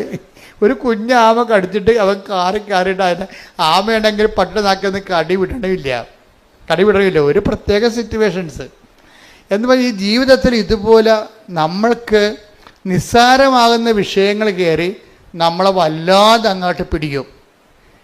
ഒരു ആമയാണെന്ന് പറഞ്ഞൊരു പക്ഷേ ആമ കടിവിട്ടിട്ടല്ലേ പട്ടിക്ക് പോകാൻ പറ്റത്തുള്ളൂ. അപ്പം നമ്മൾ നിസ്സാരമല്ലെന്നാണ് പട്ടിയെ കണ്ടത്. അതാണ് എൻ്റെ വയറ്റെന്നൊക്കെ എൻ്റെ പോയി നിന്നത്. പക്ഷെ അത് കയറി പിടിച്ച്. ഇതുപോലെ നിസ്സാര പ്രശ്നങ്ങളും നമ്മളെ വല്ലാണ്ട് രീതിയിൽ ബാധിക്കും. ഇങ്ങനെ നിസ്സാര പ്രശ്നങ്ങൾ വല്ലാതിൻ്റെ ബാധിക്കുമ്പോൾ തന്നെയാണ് നമ്മളെന്ത് ചെയ്യും? ഇങ്ങനെയുള്ള അലപലാതി തരങ്ങളൊക്കെ ജീവിതത്തിൽ നിന്ന് ഒഴിവാക്കാൻ വേണ്ടിയാണ് പ്രൊട്ടക്ഷന് വേണ്ടി നമ്മൾ ഉടമ്പടിയിൽ ഒരു പ്രൊവിഷൻ ഉണ്ട്. പ്രൊട്ടക്ഷൻ, സംരക്ഷണം എന്ന് വെച്ച് കഴിഞ്ഞാൽ നമ്മൾ ഈ വഴിയിലൊരു അപകടമാണെന്ന് കണ്ടാൽ കർത്താവ് നമ്മളെ അതവിടെ ചെന്ന് ചാടാതിരിക്കാൻ വേണ്ടി വേറെ വഴിയിലൂടെ കൊണ്ടുപോകും. ഇപ്പോൾ വേറെ വഴി ഉണ്ടാകുമോ? ശരിക്കും പറഞ്ഞാൽ പ്രാർത്ഥിക്കാത്തത് കൊണ്ടാണ് നമ്മൾ ഈ വഴി ചെന്ന് ചാടണത്. എല്ലാത്തിനും സേഫായിട്ടുള്ള വഴികളുണ്ടാവും. നമുക്ക് സേഫ് തോന്നാത്തതിൻ്റെ കാരണം നമ്മുടെ പ്രാർത്ഥനാ ജീവിതത്തിൽ പുലിവാലുള്ളത് കൊണ്ടും പെരുമാറ്റത്തിൽ കുഴപ്പങ്ങളുള്ളത് കൊണ്ടുമാണ്. ഇപ്പോൾ ഉദാഹരണത്തിന് ഞാനൊരു കഥ ഇപ്പം സമരക്കാരൻ്റെ കഥ പറയാം. സമരക്കാരൻ്റെ കഥ എന്താ? സമരക്കാരൻ്റെ കഥയല്ല, അത് നിങ്ങൾക്കറിയാം. അതല്ല, സമറിയായിലൂടെ ഈശോ ജെറുസലേമിലേക്ക് പോകാൻ വേണ്ടി 2 അപ്പോസ്തലന്മാരെ പറഞ്ഞു വിടും, യാക്കോബ് യോഹന്നാനും. അണ്ണന്മാർ നേരെ സമറിയായിൽ ചെല്ലും. അപ്പോൾ അവർ ചോദിക്കും എവിടെ പോകണമെന്ന് ചോദിക്കും. ജെറുസലേമിൽ പോകണമെന്ന് പറയും. അപ്പോൾ അവർ പറയും നിൻ്റെ കൈകാര്യം ഞങ്ങൾ വെട്ടുമെന്ന് പറയും. കാര്യം എന്താണ്? ഞങ്ങൾ സമരക്കാരാണ്, നിങ്ങൾ ജാരസന്തതി എന്നാണ് ഞങ്ങളെ വിളിക്കണത്. ഞങ്ങളെ നിങ്ങൾ ജെറുസലേം ദേവാലയത്തിൽ നിങ്ങൾ കയറ്റത്തില്ല, അതുകൊണ്ട് നിങ്ങളിവിടെ കൂടി ജെറുസലേം ദേവാലയത്തിൽ പോകാൻ അനുവദിക്കത്തില്ലെന്ന് പറയും. ഇവർ ക്ഷുഭിതരായി പ്രശ്നമായി യേശുവിൻ്റെ അടുത്ത് വരും. കംപ്ലൈൻറ്റ് പറയുമ്പോൾ കർത്താവ് പറയുന്നത് എന്തിനാണ്? നിങ്ങളെന്തിനാ ആ വഴിക്ക് പോയത്? വേറെ വഴി ഉണ്ടായിരുന്നില്ല എന്ന് പറയും. അത് മറ്റൊരു വഴിക്ക് പോയെന്ന്. അതാണ് take the word of God. സ്തുതിക്കട്ടെ, ഹല്ലേലൂയ. 9:56 അവർ മറ്റൊരു ഗ്രാമത്തിലേക്ക് പോയി. മറ്റൊരു ഗ്രാമത്തിലേക്ക്. അപ്പം നിങ്ങൾക്ക് പോയാൽ മതിയല്ല, അതിന് പ്രൊവിഷൻ ഉണ്ടാകും. അപ്പോൾ ഈ വഴി അല്ലാതെ വേറെ വഴിയുണ്ട്. ഇവർക്ക് എന്താ പ്രശ്നം? ഇവർ കണ്ടത്തടിക്കും മുണ്ടത്തടിയെന്ന് പറഞ്ഞ് നടക്കുന്ന പാർട്ടിയാണ്. അവർക്ക് അവരുടെ തല തീയും എന്താ ഉടമ്പടിയൊക്കെ എടുത്ത് കർത്താവിൻ്റെ കൂടെ ഉടമ്പടി ജീവിതമാണെങ്കിലും കൈയിരിപ്പത്തിരി മോശമാണ്. അവിടെ പ്രശ്നമേ. ഈ അപ്പോസ്തലന്മാരല്ലേ, അപ്പോസ്തലന്മാർ കർത്താവിൻ്റെ കൂടെ ജീവിച്ചുകൊണ്ട് ഫോർമാറ്റ് ചെയ്തുകൊണ്ട് ജീവിക്കണമല്ല. പക്ഷേ യവന്മാരുടെ കൈയിരിക്കണത് ശത്രുക്കളുടെ തലയിൽ തീയും ഗന്ധകവും വീഴണമെന്നുള്ള ആഗ്രഹക്കാരാണ്. ഉടമ്പടിയൊക്കെയാണ് കാര്യം ശരി, പക്ഷേ നമ്മളെ തൊട്ട് കഴിഞ്ഞാൽ അവൻ്റെ തല തെറിക്കണമെന്നുള്ള മെൻറ്റാലിറ്റി ഉള്ള ആൾക്കാരാണ്. ഈ മെൻറ്റാലിറ്റിയുമായിട്ട് കർത്താവിൻ്റെ കൂടെ ജീവിക്കാൻ പാടാണ്. ഉടമ്പടി ജീവിതം മുന്നോട്ട് പോകത്തില്ല. അതുകൊണ്ട് അവരിൽ തന്നെയുള്ള വിഷമൊക്കെ പുറത്ത് ചാടിച്ചിട്ട് താണ് ഇവരെ ക്ലീൻ ചെയ്തെടുക്കണേ കർത്താവ്. ഇപ്പോൾ ഇഷ്യൂസ് ഉണ്ടാകുമ്പോൾ ഓർക്കുക, നിങ്ങളുടെ കയ്യിൽ എന്തോ കുഴപ്പമുണ്ടെന്ന് എൻ്റെ അർത്ഥം. അവൻ്റെ കുഴപ്പമുണ്ടെന്നല്ല പ്രശ്നം. ബൈബിളിൽ കാണിക്കുന്ന രീതികൾ വ്യത്യാസമുണ്ട്. നിങ്ങളുടെ ജീവിതത്തിലെ കുടുംബത്തിലെ അയൽവാസികളുമായിട്ട് പ്രശ്നങ്ങളുണ്ടെങ്കിൽ അതിൻ്റെ അർത്ഥം അവർക്ക് പ്രശ്നമുണ്ടെന്നല്ല, നിങ്ങൾക്കെന്തോ പ്രശ്നമുള്ളതായിട്ട് ദൈവത്തിന് തോന്നണം. നിങ്ങളുടെ കൈ ഇരിക്കുന്നത് നാട്ടുകാരുടെ തലയെ തീയും ഗന്ധകവും വീഴാൻ വേണ്ടിയാണ് നിങ്ങൾ നിലകൊള്ളണത്. ക്രിസ്തുവിൻ്റെ കൂടെ നടക്കണത്. പക്ഷെ അതിൻ്റെ അകത്ത് കഥയൊന്നുമില്ല. ഉടമ്പടി എടുത്തിട്ടുണ്ട്, പക്ഷെ നാട്ടുകാരുടെ തല പോകണമെന്നാണ് നിങ്ങൾ ഉദ്ദേശിക്കുന്നത്. അങ്ങനെയുള്ള കോമ്പറ്റീഷൻ അല്ലാത്ത അലവലായ തരങ്ങളൊക്കെ കയ്യിലുള്ളത് കാരണം ഇതിനെ ഒന്ന് കറകളഞ്ഞെടുക്കാൻ വേണ്ടി ഇടയ്ക്ക് ഉടമ്പടിക്കാലത്ത് ഇഷ്യൂസ് ഉണ്ടാകും. ഇപ്പം നിങ്ങൾ ഓർക്കും ഉടമ്പടി എടുക്കുമ്പോൾ ചില ആൾക്കാർ പറയില്ലേ, എൻ്റെ ഉടമ്പടി ഒന്ന് കയറട്ടെ, നമുക്കൊരു പണി കൊടുക്കാമെന്ന് പറയും. അപ്പോൾ 90 ദിവസം കഴിയട്ടെന്നൊക്കെ പറയത്തില്ലേ, 90 ദിവസം കഴിയട്ടെന്ന്. ഇങ്ങനെ കുറേ പെലിച്ചാളികൾ ഉടമ്പടി എടുത്തിട്ടുണ്ട്. വെച്ച് കഴിഞ്ഞാൽ ആ ഉടമ്പടിക്കാലം കഴിയുമ്പോൾ നിങ്ങൾക്ക് ഇത് എങ്ങനെ വ്രതം പോലെ ഒന്ന് അനുഷ്ഠാനമായിട്ട് തിരിക്കും. ഇതിങ്ങനെ ഈ ഉടമ്പടിക്കാലം ഒന്ന് അനുഷ്ഠാനം പോലെ വെള്ളമടിക്കാതെയും നാട്ടുകാരുടെ മേക്കെട്ട് കയറാതെയൊക്കെ മര്യാദയൊക്കെ ഇങ്ങനെ നല്ല പിള്ള ചമഞ്ഞ് ജീവിക്കും. എന്നിട്ട് ഇവരുടെ ഉള്ളിൽ എന്താണ് കൂട്ടിക്കൂട്ടി വെക്കും പക. എന്നിട്ട് ഉടമ്പടി കഴിയുമ്പോൾ എല്ലാത്തിനും കൂടി ഒറ്റത്തവണ തീർപ്പാക്കും. ഒറ്റത്തവണ തീർപ്പാക്കും. അപ്പം അങ്ങനെ വരുമ്പോഴുണ്ടാകുന്ന പ്രശ്നം എന്ന് വെച്ചാൽ നമ്മൾ ദൈവത്തെ പരീക്ഷിക്കേണ്ട തുല്യമാണ്. അതുകൊണ്ട് ഇങ്ങനെയുള്ള സ്വഭാവം ഉടമ്പടിക്ക് പറ്റാത്ത പേഴ്സണാലിറ്റി ആണെങ്കിൽ ഇടയ്ക്കിടയ്ക്ക് പ്രശ്നങ്ങൾ ഉണ്ടായിക്കൊണ്ടിരിക്കും. ഉടമ്പടി എടുക്കുമ്പോൾ പടപടാന്ന് പ്രശ്നങ്ങൾ കൂടുകയാണെങ്കിൽ നിങ്ങൾ ഓർക്കണം, ദൈവതിരുസന്നിധിയിൽ നിങ്ങൾ ഉടമ്പടിക്ക് കൊള്ളാത്ത പേഴ്സണാലിറ്റി ആണെന്ന്. ദൈവം നിങ്ങളെ പരുവപ്പെടുത്താൻ ഉദ്ദേശിക്കുന്നു. You got the point. മനസ്സിലായില്ലേ?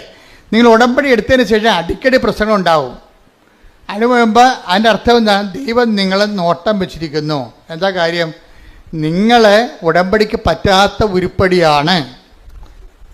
നിങ്ങളെ മുന്നോട്ട് കൊണ്ടുപോകണമെന്നുണ്ടെങ്കിൽ കുറച്ച് പ്രശ്നങ്ങൾ ഉണ്ടാക്കിയിട്ട് നിങ്ങളെ പരുവപ്പെടുത്തി ചിലയിടത്തൊക്കെ തോറ്റു കൊടുക്കേണ്ടി വരും, ചിലയിടത്ത് കർത്താവിനെ പ്രതി ക്ഷമിച്ചു കൊടുക്കേണ്ടി വരും, ചിലയിടത്ത് ശാന്തതയാകേണ്ടി വരും.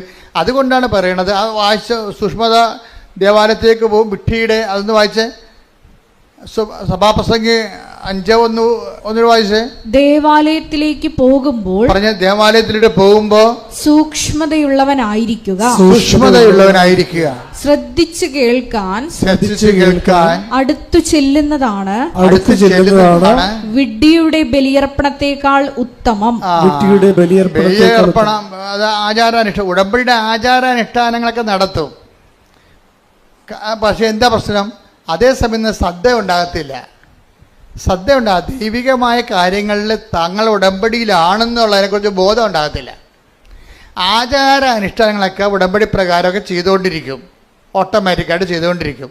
പക്ഷെ തങ്ങൾ ഉടമ്പടി ജീവിതത്തിലാണെന്നുള്ള ഉടമ്പടി ഒരു ജീവിതമാണെന്നോ ജീവിത രീതിയാണെന്നോ എന്നതിനെക്കുറിച്ച് ബോധമുണ്ടാകത്തില്ല. അങ്ങനെയുള്ള ആൾക്കാരാണ് ബൈബിള് വിഡ്ഢികളെന്ന് വിളിക്കണത്. അതാണ് വിഷയം. അപ്പം ആവശ്യമില്ലാത്ത നമ്മൾ വിഡ്ഢികളായിട്ട് കാര്യമില്ല. ഈ ഉടമ്പടി പക്കയായിട്ട് ദൈവത്തിൻ്റെ വചനം അനുസരിച്ച് അവൻ എന്ത് കാര്യം വന്നാലും അവൻ പറയണ പോലെ ചെയ്യണം. അല്ല പത്രം കൊടുക്കുന്ന കാര്യത്തിൽ മാത്രമല്ല, അനാഥാലയത്തിൽ പോയി രോഗികളെ കുളിപ്പിക്കുന്ന കാര്യത്തിൽ മാത്രമല്ല, ജീവിതത്തിൽ എന്ത് സംഭവിച്ചാലും ഈ സമയത്ത് എന്താണ് ചെയ്യേണ്ടതെന്നുള്ള വചനത്തിൽ അതിൻ്റെ അകത്ത് സ്റ്റാറ്റ്യൂട്ടറി ഇൻസ്ട്രക്ഷൻസ് ഉണ്ട്. ആ സമയത്ത് എന്താണ് ചെയ്യേണ്ടത്? ഇപ്പം നമ്മൾ നമ്മൾ കൈ പൊള്ളിപ്പോയി, ശരി, അപ്പം ബെർണോൾ തൂക്കണം, ക്ലിയർ അല്ലേ? അപ്പം എന്താ ചെയ്യേണ്ടത്? ഒരു ഇഷ്യൂ വന്നു കഴിഞ്ഞാൽ അതിനുള്ള പൊടിക്കൈ എന്താണെന്ന് ബൈബിളുണ്ട്, അതേ ചെയ്യാൻ പറ്റും, അതേ അപ്ലൈ ചെയ്യാൻ പറ്റത്തുള്ളൂ. അല്ലെന്നുണ്ടെങ്കിൽ നിങ്ങൾ ഉടമ്പടിക്ക് പുറത്തു പോകും. നിങ്ങൾ അവൻ പറയണ പോലെ ചെയ്തോളാമെന്ന് പറഞ്ഞാലല്ല ഉടമ്പടി എടുത്തിരിക്കണേ. അപ്പോൾ അവൻ പറയണ പോലെ ആ വിഷയത്തിൽ ചെയ്തില്ല എന്നുണ്ടെങ്കിൽ ഉടമ്പടി ഓട്ടോമാറ്റിക് ബ്രേക്കിംഗ് സംഭവിക്കും. അപ്പോൾ ആരുടെ കുഴപ്പം കൊണ്ടാണ്? നമ്മൾ അതുപോലെ ചെയ്യാത്ത കൊണ്ട്. അപ്പോൾ പൂർണ്ണ ഉടമ്പടി ബ്രേക്കായി കഴിഞ്ഞാൽ കുഴപ്പം എന്താണ്? ഉടമ്പടി എടുത്തതിൻ്റെ മുഴുവൻ ഉത്തരവാദിത്വവും നമ്മുടെ പേരിലേക്ക് വരും. അതാണ് വിഷയം. ഉടമ്പടി എടുത്തിട്ട് ഉഴപ്പിയാൽ ഉടമ്പടി എടുത്തതിൻ്റെ മുഴുവൻ ഉത്തരവാദിത്വം പലിശ കണക്കിൽ നമ്മുടെ പേരിലേക്ക് വരും. അപ്പോൾ ചില ആൾക്കാർ പറഞ്ഞു, അച്ഛാ ഞങ്ങൾ ഉടമ്പടി എടുക്കാൻ പേടിയായിരുന്നു അച്ഛാ, കാര്യം അത് തെറ്റിപ്പോയാൽ. പക്ഷേ എന്നാ പ്രശ്നം? ഇത് വെറുതെ ഉഴപ്പന്മാർക്ക് മാത്രമേ ഇത് പ്രശ്നമുള്ളൂ. അല്ലാത്തൊരു മര്യാദക്ക് ഉടമ്പടി സുന്ദരമായിട്ട് ജീവിച്ചിട്ട് ആയിരക്കണക്കിന് സാക്ഷ്യങ്ങളല്ല യൂട്യൂബിലുള്ളത്. അപ്പോൾ അത് എളുപ്പമുള്ള കാര്യമാണ്. ഞാൻ സംസാരിച്ചുകൊണ്ടിരിക്കുന്ന കാര്യം എല്ലായിടത്തും ജീവിതത്തിൽ ഉഴപ്പിയിട്ടുണ്ട്. ആ പാരമ്പര്യം അനുസരിച്ച് ഇവിടെ വന്ന് ഉഴപ്പും. അതാണ് പ്രശ്നം. നിങ്ങൾ ജീവിതം മൊത്തം ഉഴപ്പിയ പാർട്ടി ആയിരിക്കും. പക്ഷെ നിങ്ങൾ ഉടമ്പടി എടുക്കുമ്പോഴെങ്കിലും നിങ്ങളുടെ ആ സ്വഭാവം ഒന്ന് മാറ്റി വെക്കണം, നല്ലതായിരിക്കും. എന്തെടുത്താലും പകുതിയാക്കത്തില്ല. കുറേ പേരും തുടങ്ങി വെക്കും. ആദ്യം ചായക്ക തുടങ്ങും, അത് പകുതിയാക്കാതെ നാട്ടുകാരെ കാശ് കൊണ്ടുപോകും. പിന്നെ പശു വളർത്തൽ തുടങ്ങും, അത് പിന്നെ കുറച്ച് കഴിയുമ്പോൾ അത് ഒഴിവാക്കും. ഇങ്ങനെ കുറേ തുടങ്ങി പകുതിക്ക് ഇട്ട് വസ്തു വിറ്റുമാറ്റി തെണ്ടികളായ ആൾക്കാർ നാട്ടിലുണ്ട്. എന്താ കാര്യം? ഒന്നിനകത്ത് കോൺസെൻട്രേറ്റ് ചെയ്യത്തില്ല, ഒരു സാധനത്തിലും കോൺസെൻട്രേറ്റ് ചെയ്യത്തില്ല. വീട്ടിൽ കോഴിയും പശുവിനൊക്കെ വിട്ടിട്ടും പുള്ളി രാഷ്ട്രീയത്തിൻ്റെ മെമ്പറാകാൻ വേണ്ടി നടക്കും. പിന്നെ എങ്ങനെ ഇതൊക്കെ ജീവിക്കണത്? അങ്ങനെ ആൾക്കാരെ കണ്ടിട്ടില്ലേ നിങ്ങൾ? വീട്ടിൽ കുറേ കാര്യങ്ങൾ തുടങ്ങി വെക്കും, എന്നിട്ട് കുറച്ച് കഴിയുമ്പോൾ രാഷ്ട്രീയത്തെക്കാരെ ആരെങ്കിലും കാണുകയാണെങ്കിൽ പിന്നെ അതിൻ്റെ പുറകെ നടക്കും, വീട്ടിൽ നിൽക്കത്തുമില്ല. ഇതെന്നുവെച്ചാൽ ഈ ജീവികളൊക്കെ വളരണമെന്നുണ്ടെങ്കിൽ സമയാസമയങ്ങളിൽ മരുന്നും ഭക്ഷണമൊക്കെ കൊടുക്കാതെ വളരത്തില്ല. ശ്രദ്ധ, ഇതിനാണ് ശ്രദ്ധ എന്ന് പറയണത്. ഉടമ്പടി നിങ്ങൾ പോകണമെങ്കിൽ ഉടമ്പടിയുടെ ഒരു ശ്രദ്ധയുണ്ട്, ശ്രദ്ധയുള്ള ജീവിതമുണ്ട്. എനിക്ക് തോന്നുന്നത് ഒരു 70% പേർക്ക് ഈ ശ്രദ്ധയുണ്ട്. ഞാൻ 30% ടാർഗറ്റ് ചെയ്യണത്. കാര്യം എനിക്ക് നിങ്ങളുടെ സാക്ഷ്യം കൊണ്ട് മുതലാകണില്ല, അതുകൊണ്ടാണ്. കാര്യം ഉടമ്പടി ഒരു പെർഫെക്റ്റ് ഫോർമുലയാണ്. അത് ഒരുമാതിരിപ്പെട്ട ഏത് മന്ദബുദ്ധിയും അതൊന്ന് ആക്ടിവേറ്റ് ചെയ്താൽ നല്ല റിസൾട്ട് വരേണ്ടതാണ്. ചില ആൾക്കാർക്ക് 2 പ്രാവശ്യം പുതുക്കിയിട്ടും 0 റിസൾട്ടാണ്. 2 പ്രാവശ്യം പുതുക്കി, പക്ഷേ 0 റിസൾട്ടാണ്. എന്താ കാര്യം? ഞാൻ നേരത്തെ പറയാറുള്ള പോലെ വവ്വാല് കടിച്ച അത്തിക്കാ പോലെയാണ്, പകുതി കടിക്കും, എല്ലാ പഴത്തിനും കയറി കടിക്കും, ഒരെണ്ണം മുഴുവനായിട്ട് തിന്നത്തില്ല, മൊത്തം താഴെ കിടക്കണം കാണാം. എല്ലാ പഴൻ്റെയൊക്കെ സ്വഭാവമാണ്, കണ്ണും മൂക്കും കാണാൻ പറ്റാതെ കണ്ട പഴത്തെ എല്ലാം കയറി കടിക്കും, എന്നിട്ട് പഴു തിന്ന് കഴിയുമ്പോൾ അത് താഴെ പോകും. എന്ന് വെച്ചാൽ എല്ലാത്തിനെയും പകുതി ചെയ്യും. ഉടമ്പടിയുടെ എല്ലാത്തിൻ്റെയും പകുതി ചെയ്യും. ഒന്ന് പ്രാർത്ഥിച്ച്, കർത്താവ് ദൈവമേ, പൂർണ്ണമായ ദൈവസ്നേഹത്തോടെ പൂർണ്ണ ഉടമ്പടി ചെയ്ത് ഉടമ്പടി ദൈവ പൈതലിന്റെ പെരുമാറ്റ രീതിയോടെ സുവിശേഷ ജീവിതം നയിക്കാൻ ഞങ്ങളെ സഹായിക്കണമേ. ശ്രദ്ധിക്കട്ടെ. അതെന്താ പറഞ്ഞതെന്ന് വെച്ച് കഴിഞ്ഞാൽ ഇടയ്ക്കൊന്ന് ഇട്ട് കളയരുത്. അത് ഇതിൻ്റെ ഒരു പ്രോസസ്സിംഗ് എന്ന് പറയണത്, നിങ്ങളിപ്പോൾ ഞാൻ ജോജിയുടെ കഥ പറഞ്ഞില്ലേ, ജോജിയുടെ കുറേ സാക്ഷ്യങ്ങൾ, ഒറ്റ ശ്വാസത്തിൽ 4 നല്ല സാക്ഷ്യങ്ങളാണ് അത് പറയുന്നത്. അപ്പം അദ്ദേഹത്തിൻ്റെ വിഷയം വെച്ചാൽ മറ്റ് കോമ്പറ്റീഷൻസ് ഉണ്ടായി. അദ്ദേഹത്തിൻ്റെ ഒരു ഹോൾസെയിൽ ബിസിനസ്സറാണ്, ഡിസ്ട്രിബ്യൂട്ടറുമാണ്. അപ്പോൾ അതിന് കോമ്പറ്റീഷൻ ഉണ്ടായി. എപ്പോഴും പുതിയ പുതിയ കമ്പനികളൊക്കെ വരുമല്ലോ രംഗത്ത്. അവർ നല്ല ശരിക്കും ഓഫർ കൊടുക്കും. അപ്പോൾ ആൾക്കാരുടെ രീതി എന്താണ്? ഓഫറിൻ്റെ പുറകെ പോകും അല്ലേ? എല്ലാവരും അവിടെ അങ്ങനെ ഓഫറിൻ്റെ ഒഴുക്കിലല്ലേ ആൾക്കാർ കമ്പ്യൂട്ടർ നോക്കണത് എന്ത് ഓഫറുണ്ടെന്നാണ് നോക്കണത്. അപ്പോൾ ഓഫറിൻ്റെ ശ്രദ്ധിക്കുമ്പോൾ സ്വാഭാവികമായിട്ടും നമുക്കറിയാമല്ലോ, ഒരു കച്ചവടക്കാരന് ഒരിക്കലും ഒരു സാധനവും നമുക്ക് ലാഭം തന്നവൻ വിൽക്കുക ഒരിക്കലും അല്ല, പിന്നെ അവൻ ജയിക്കണ്ടേ. അപ്പോൾ ഓഫർ എന്ന് പറയുമ്പോൾ എവിടെയെങ്കിലും ഒരു ചവിട്ടിപ്പിടുത്തം കാണും, ഉറപ്പല്ലേ? ഞാനാണ് ഈ ഓഫറിൻ്റെ ഒരു പരിപാടിക്ക് നിൽക്കത്തില്ലേ. പരമാവധി സാധനങ്ങൾ വാങ്ങിക്കാതിരിക്കാൻ നോക്കണം. കാര്യം വെച്ചാൽ നമ്മളുടെ അതായത് ഇന്നത്തെ ആൾക്കാരുടെ അവസ്ഥ എന്ന് വെച്ച് കഴിഞ്ഞാൽ എല്ലാം ഈ ഓൺലൈനിൽ കിട്ടുന്ന കാരണം ചുമ്മാ കുത്തിയാൽ മതിയില്ല. ചുമ്മാ കുത്തിയാൽ സാധനം വിട്ടി വരത്തില്ലേ. അപ്പോൾ പിള്ളേരുടെ കാശുണ്ടെങ്കിൽ അവരതനുസരിച്ചിട്ട് കൈകാര്യം ചെയ്യും. ചില അമ്മമാരൊക്കെ അതൊക്കെ കുറച്ചൊക്കെ നിയന്ത്രിക്കും. നമുക്ക് കുഞ്ഞുങ്ങളുടെ കുറച്ച് സ്നേഹം തൽക്കാലത്തിൽ കുറച്ച് സ്നേഹം കുറയുന്നേ ഉള്ളൂ. ഇപ്പം നമ്മൾ നിയന്ത്രിച്ചാൽ കുറച്ച് കഴിയുമ്പോൾ അവരും പാകത പഠിക്കും. അല്ലെങ്കിൽ കിട്ടുന്ന എല്ലാം മേടിച്ച് ഉപയോഗിക്കാൻ വേണ്ടി ആൾക്കാർക്ക് ഇങ്ങനെ ഈ നമ്മുടെ ബോഡിക്ക് ഒരു ടെൻഡൻസി ഉണ്ട്. ആസ്വദിക്കാൻ പറ്റുന്നതെല്ലാം ആസ്വദിക്കണമെന്നുള്ള ഒരു ടെൻഡൻസി ഉണ്ട്. അത് എന്തെല്ലാം ആസ്വദിക്കാൻ പറ്റും അതെല്ലാം ആസ്വദിക്കണമെന്ന്. അതിങ്ങനെ എല്ലാം പശുക്കൾക്കും മൃഗങ്ങൾക്കും കിളികൾക്കും എല്ലാം ഉണ്ട്. മനുഷ്യൻ്റെ ഒരു പ്രശ്നം എന്ന് വെച്ച് കഴിഞ്ഞാൽ നമുക്ക് പറ്റാത്തതിനോട് നോ പറയാനുള്ള ഒരു ഫോർമേഷൻ ഉണ്ടാണ്. പറ്റാത്തതിനോട് ആവശ്യമില്ലാത്തത് പലതും ആവശ്യമില്ലാത്ത കാര്യങ്ങളാണ്. നിങ്ങളുടെ വീട്ടിലേക്ക് നോക്കിക്കഴിഞ്ഞാൽ ആക്രി സാധനം തന്നെ മിക്കവാറും ഒരു ലോഡേ കയറ്റാനുണ്ടാവും. നമ്മുടെ വീടുകളിലൊക്കെ നോക്കിക്കഴിഞ്ഞാലേ ഒരു ലോഡൊക്കെ ഇതൊക്കെ എവിടെ കൊണ്ടേ കുഴിച്ചിടുവോ എന്ന് പറഞ്ഞ് തലയിലും കെട്ടി നിൽക്കണ കാണാം. എന്താ കാര്യം? ഓരോരോ ആക്രാന്തത്തിന് വാങ്ങിച്ചു കൂട്ടിയ സാധനങ്ങളാണ്. ആ കാശും പോയി, അത് കെടായും പോയി, ഇപ്പോൾ ആവശ്യമില്ല. ഇതെല്ലാം കൊണ്ട് എവിടെ വെക്കും? എല്ലാം പൊടിയും പിടിച്ച് നാശകോടാലിയായി കിടക്കുകയാണ്. വെറുതെ ജാർഗൺ വസ്തുക്കളായിട്ട് കിടക്കുകയാണ്. അപ്പോൾ ഇതൊക്കെ കുഞ്ഞുങ്ങളെ ആദ്യമേ ട്രെയിൻ ചെയ്യുകയാണെങ്കിൽ അവരെ ട്രെയിൻ ചെയ്ത് വരും. ഒരു പ്രശ്നവുമില്ല. അങ്ങനെ എത്രയോ മാതാപിതാക്കന്മാരുണ്ട്. കളിക്കോപ്പ് പോലും ഞാൻ ഈ ദിവസങ്ങളിലൊരു വീഡിയോ കണ്ടത്, കളിക്കോപ്പൊന്നും അപ്പം മേടിച്ച് കൊടുക്കത്തില്ല. കാര്യം അപ്പം സൈക്കോളജിസ്റ്റാണ്. അപ്പൻ ചിൽഡ്രൻ സ്പെഷ്യലിസ്റ്റ് സൈക്കോളജിസ്റ്റാണ്. അപ്പോൾ അപ്പനെ അറിയാം. അപ്പനെ സംബന്ധിച്ചിടത്തോളം അപ്പനും അമ്മയും ചെറുപ്പക്കാരാണ്, രണ്ടുപേരും ജോലിക്കാരാണ്. കുഞ്ഞുങ്ങൾക്ക് കുറേ വീടുകളിൽ തന്നെയുള്ള കടലാസ് പെട്ടി അങ്ങനെ കുറേ സാധനങ്ങളൊക്കെ ഉണ്ട്. പിള്ളേർക്ക് എന്താ വേണ്ടതെന്ന് വെച്ച് കഴിഞ്ഞാൽ പിള്ളേർക്ക് സായിപ്പല്ലേ കളിക്കോപ്പ് കൊണ്ടുപോകുന്നത്. ഇവിടെ സായിപ്പ് കളിക്കോപ്പ് എന്ന് വെച്ചാൽ അയാൾ എന്താ ചെയ്തിരിക്കുക, അവരെന്താ ചെയ്തിരിക്കണം? അവർക്ക് പിള്ളേരെ കൊണ്ടു നടക്കാനോ നമ്മളെപ്പോൾ താലോലിക്കാനോ വളർത്താനോ ഒന്നും താല്പര്യമില്ല. അവർക്ക് പട്ടിക്കുഞ്ഞിനെ കൊടുക്കുകയാണെങ്കിൽ അവർ കുറച്ചുകൂടി സന്തോഷമായിട്ട് കുഞ്ഞുങ്ങളെ കൂടുതൽ കുഞ്ഞിനെ വളർത്തും. അവരുടെ നേച്ചർ അതാണ്. അവരുടെ കുറ്റപ്പെടുന്ന കാര്യമില്ല. അത് ഭയങ്കര ചരിത്രമാണ്. ഞാൻ കാനഡയിൽ ചെന്നപ്പോഴുണ്ട്, രാവിലെ പുറത്തിറങ്ങിയപ്പോഴുണ്ട്, എല്ലാ സായിപ്പിൻ്റെ കയ്യിലും ഓരോ പട്ടിയുണ്ട്, ഓരോ കൂടുമുണ്ട്, പ്ലാസ്റ്റിക് കൂട്. എന്തിനാണെന്നറിയാമോ? പട്ടിനെയും കൊണ്ട് നടക്കാൻ ഇറങ്ങുന്നതാണ്. അപ്പോൾ അതിൻ്റെ അടുത്ത് പട്ടി കാഷ്ടിക്കും. പക്ഷെ അവിടെ ഒരു പ്രശ്നമുണ്ട്, കാഷ്ടം എങ്ങാനും താഴെ കിടന്നാൽ മുനിസിപ്പാലിറ്റി ടാക്സ് അടിക്കും.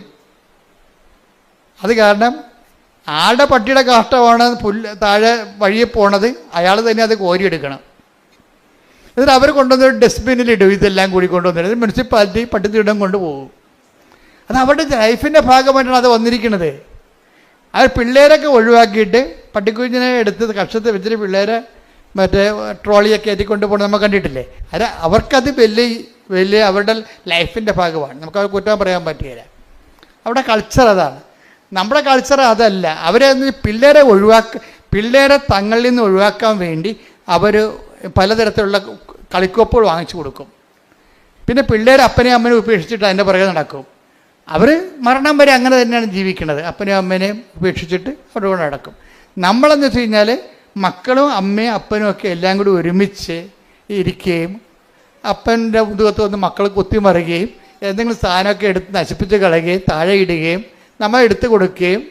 അപ്പോൾ വലിയ ചിലവൊന്നുമില്ല.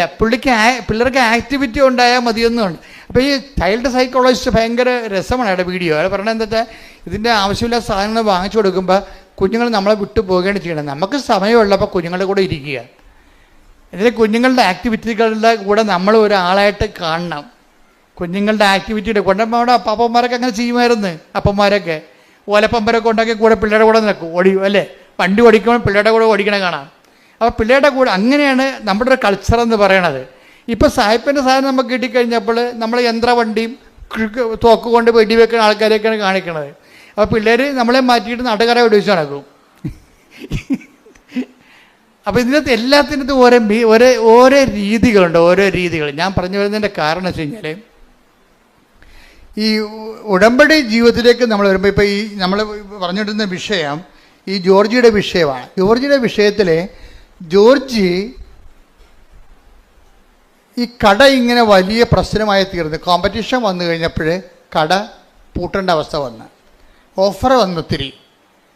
അയാളുടെ തന്നെ അയാളുടെ കടയിലുള്ള വസ്തുക്കൾ അതിനേക്കാൾ പകുതി വിലക്ക് നാട്ടുകാർക്ക് കിട്ടുന്ന അവസ്ഥ വന്നപ്പോൾ കട പൂട്ടിപ്പോയി.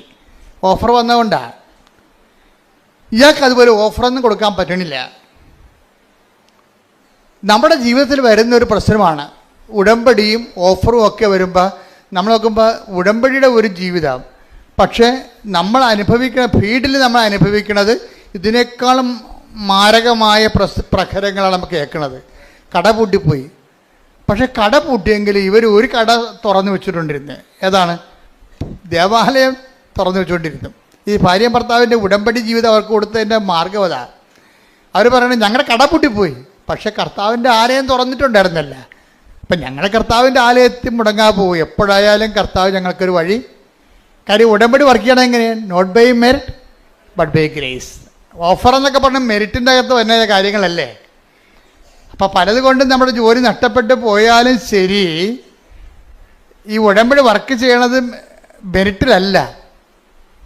ലോകത്തിലുള്ള എല്ലാ കാര്യങ്ങളും വർക്ക് ചെയ്യണ മെറിറ്റിലാണ്. ഇപ്പോൾ പഹല ആക്രമണമില്ലേ, ഇപ്പോൾ പ്രധാനമന്ത്രിയെ ചില അണ്ണന്മാർ ചില പട്ടാളക്കാർക്ക് കുറ്റപ്പെടുത്തുന്നത് എന്താ? വേറെ ഒരു പട്ടാളം തുടങ്ങിയത് കാരണം നമ്മളെ മിലിറ്ററി ട്രെയിനിങ് ആ കാലാകാലങ്ങളിൽ വരുന്ന ചെറുപ്പക്കാരെ എടുത്തുകൊണ്ട് ബോർഡർ സെക്യൂരിറ്റി ചെയ്യാൻ വേണ്ടി ഉള്ള ആൾക്കാരെ വേറെ ഒരു അഗ്നിവീറെന്ന് പറഞ്ഞ് വേറെ പദ്ധതി തുടങ്ങിയെന്നാണ് പറയണത്. മോഡി നല്ല ഉദ്ദേശത്തിൽ തന്നെ തുടങ്ങിയതാണത്. അതിൻ്റെ ഫലം ഇനി ഭരണകാലത്ത് നമുക്ക് അനുഭവിക്കുകയുണ്ട്. പക്ഷേ പെട്ടെന്ന് ഇങ്ങനെ ഒരു പ്രശ്നങ്ങളുണ്ടായി. ഇങ്ങനെ ഒരു പ്രശ്നം പെട്ടെന്ന് ഉണ്ടായി. രാജ്യം മുഴുവൻ ദുഃഖത്തിലാണ്, നമ്മളും ദുഃഖത്തിലാണ്. നമ്മുടെ രാജ്യത്തിൻ്റെ നന്മയ്ക്ക് വേണ്ടി, അഖണ്ഡതയ്ക്ക് വേണ്ടി, സമാധാനത്തിന് വേണ്ടി പ്രാർത്ഥിച്ചുകൊണ്ടിരിക്കുന്നതാണ്. ശ്രുതികട ഹല്ലേലൂയ, ശ്രുതികട ഹല്ലേലൂയ. ഹല്ലേലൂയ, ഹല്ലേലൂയ, ഹല്ലേലൂയ. രാജ്യത്തിന്റെ സുരക്ഷിതത്വത്തിന് വേണ്ടി ഉടമ്പടി എടുത്ത് പ്രാർത്ഥിക്കുന്ന ഞങ്ങൾ എല്ലാവരും ആരാധനയോട് ചേർന്ന് പ്രാർത്ഥിക്കുന്നു. അപ്പം എന്നെ ജോജിയുടെ കട പൂട്ടി അഭിമാനം നിന്ന് ഒരു ഭർത്താവ് കൊണ്ട് ഭാര്യയുണ്ട്, 2 കുഞ്ഞുങ്ങളുണ്ട്, അങ്ങ് പട്ടിണിയാകാൻ. പക്ഷേ ഈ 2 കക്ഷികളും ഉടമ്പടിയുടെ ഒരു ബലത്തിൽ അങ്ങനെ നിൽക്കുകയാണ്. ആ പൂട്ടാത്തൊരു കടവുണ്ടല്ല. കർത്താവ് എപ്പോഴും കർത്താവിൻ്റെ സന്നിധിയിൽ ഇവർ നമ്മളെ കരുതുവാനും കാക്കുവാനും not by merit but by grace, എൻ്റെ കഴിവ് കൊണ്ടല്ല, മറിച്ച് എന്താണ്, എൻ്റെ കൃപ കൊണ്ടാണ് നിൻ്റെ അതിജീവനമെന്ന് ആണ് ഉടമ്പടി അടിസ്ഥാനം. അതുകൊണ്ട് തന്നെ വൈഫും ഹസ്ബൻഡും വളരെ സീരിയസ് ആയിട്ട് തന്നെയാണ് ഉടമ്പടി ജീവിതം മറന്നിട്ടില്ല. അവർക്ക് നല്ല ബോധമുണ്ട് അവർ ഉടമ്പടിയിലാണെന്ന്. അതുകൊണ്ട് ദിവസം ജോജി പറയണേ, ഞാൻ പണ്ടൊക്കെ ഇങ്ങനെ പള്ളിയിൽ പോകുമെങ്കിൽ ഇന്ന് പോണ പോലെ പോകത്തില്ലായിരുന്നു. ഉടമ്പടിക്ക് ശേഷം ഞാൻ ഡെയിലി പള്ളിയിൽ പോകും, വൈഫ് പോകും. ഒരു ദിവസം വൈഫും 2 കുഞ്ഞുങ്ങളുമാണ് പോകാനൊത്തത്. ആ പോണ വഴിക്ക് വന്നപ്പോഴേ ഈ ഹൗസ് ഓണർ അല്ല, വീടിൻ്റെ വാടക ഞങ്ങൾക്ക് കട തന്ന ആളെ പിടിച്ചു നിർത്തി. വൈഫിനെ വഴി പിടിച്ചു നിർത്തി പറഞ്ഞ നിങ്ങൾക്ക് കച്ചവടം വിൽക്കണമില്ല, ഞങ്ങൾക്ക് വേറെ കൊടുക്കാനത് പറ്റണമില്ല, സമാധാനം പറഞ്ഞിട്ട് പോയാൽ മതിയെന്ന് അവർക്ക് കുറേ നാൾ ഇവരോട് പറയുമായിരുന്നുണ്ടായിരുന്നു. ഇവർക്ക് ചെയ്യാൻ പറ്റണില്ല. ഇവർക്ക് അവസാനം ഇപ്പോൾ സീരിയസ് ആയി. ലേഡീസിനെ തന്നെ വഴി പിടിച്ചു നിർത്തുന്ന അവസ്ഥയായി. അത്രയും സീരിയസ് ആയി. അപ്പോൾ നിങ്ങളൊക്കെ ഉടമ്പടി എടുത്താണല്ല, പള്ളിയിൽ നിന്ന് വന്നാണല്ലോ, എന്നിട്ടും വഴി പിടിച്ച് നിർത്തിയാന്ന്. അതായത് ഉടമ്പടി കാലത്ത് എന്തെങ്കിലും സംഭവിക്കുകയാണെങ്കിൽ അത് ഉടമ്പടി എടുത്ത ആൾക്കാരാണ് നമ്മളെന്നുള്ള ബോധം നമുക്കുണ്ടെങ്കിൽ ഓർക്കുക, നമുക്ക് സംഭവിക്കണ നന്മയ്ക്കായിരിക്കും അത് മാറ്റണത്. അതെപ്പോഴും ഓർത്തേക്കണം. അപ്പോൾ വൈഫ് പെട്ടെന്ന് പറഞ്ഞ് എൻ്റെ അമ്മയെ എന്തെങ്കിലും മറുപടി പറയാൻ പറഞ്ഞു. ഇവർ പിടിച്ചു നിർത്തിയല്ല, കടക്കാർ പിടിച്ചു നിർത്തിയില്ല, അതിൻ്റെ ഓണർമാരെ പിടിച്ചു നിർത്തിയപ്പോഴേ തടഞ്ഞു നിർത്തിയപ്പോഴേ ഈ ജോജിയുടെ വൈഫ് മാതാവിനോട് പറഞ്ഞു, അമ്മേ എന്തെങ്കിലും. അപ്പം ഉടമ്പടി എന്ന് പറയുമ്പോൾ സഞ്ചാരി മാതാവല്ലേ, എവിടെയായാലും കൂടെ ഉണ്ടാവില്ല ആള്. അതാണ് ഉടമ്പടിയുടെ ഏറ്റവും വലിയ ഗുണമെന്ന് പറയണത്. പക്ഷേ സഞ്ചാരി മാതാവാണെന്നുള്ളതിനെക്കുറിച്ച് നല്ല ബോധം ഈ ജോജിക്കുണ്ട്. നിങ്ങൾക്ക് പലർക്കും ഇല്ല, അതാണ് പ്രശ്നം. സഞ്ചാരി മാതാവ് എന്താണെന്ന് പോലും അറിയാൻ പറ്റില്ല. സഞ്ചാരി മാതാവ് എന്ന് പറയണത് ഉടമ്പടി എടുക്കുമ്പോൾ ദൈവം നൽകുന്ന ഓഫറാണ്. മനസ്സിലായില്ലേ? I will come with you wherever you go, അതാണ് ഓഫർ എന്ന് പറയണത്. പുറത്ത് നാട്ടുകാർ ഓഫർ എന്ന് പറയുന്നത് നമ്മളത് എന്താ പറയും, വാഗ്ദാനം എന്ന് പറയും. രണ്ടും ഒന്ന് തന്നെയാണ്. പുറത്ത് ആൾക്കാർ പറയണത്, കച്ചവടക്കാർ പറയണത് ഓഫർ എന്നാണ് പറയണത്. കർത്താവിൻ്റെ വചനത്തിന് നമുക്ക് വരുന്ന പ്രയാസങ്ങൾ അതിജീവിക്കാൻ വേണ്ടി ദൈവം തന്ന ഇൻസെൻറ്റീവിന് ബൈബിൾ പറയണ പേരെന്താണ്? പ്രാമിസ്. എന്താണ്? വാഗ്ദാനം. ഇപ്പോൾ ഒരു വാഗ്ദാനത്തിലൊരു സംഭവമാണ്. എന്താണ്? I will come with you wherever you go, നീ എവിടെ പോയാലും ഞാൻ നിൻ്റെ കൂടെ ഉണ്ടാകും. അപ്പോൾ അതിൻ്റെ അകത്ത് അതങ്ങനെയാണ് സഞ്ചാരി മാതാവ് ഉണ്ടാകണത്. അമ്മയുടെ മധ്യസ്ഥയിലല്ല ഉടമ്പടി എടുത്തിരിക്കണത്. അതുകൊണ്ട് അമ്മ നിൻ്റെ സങ്കടങ്ങളുടെ കാലത്ത് ഏത് സമയത്ത് ആ പ്രശ്നങ്ങളുള്ള കാരണം അമ്മ നിൻ്റെ കൂടെ 24 hours ഉണ്ടാകും.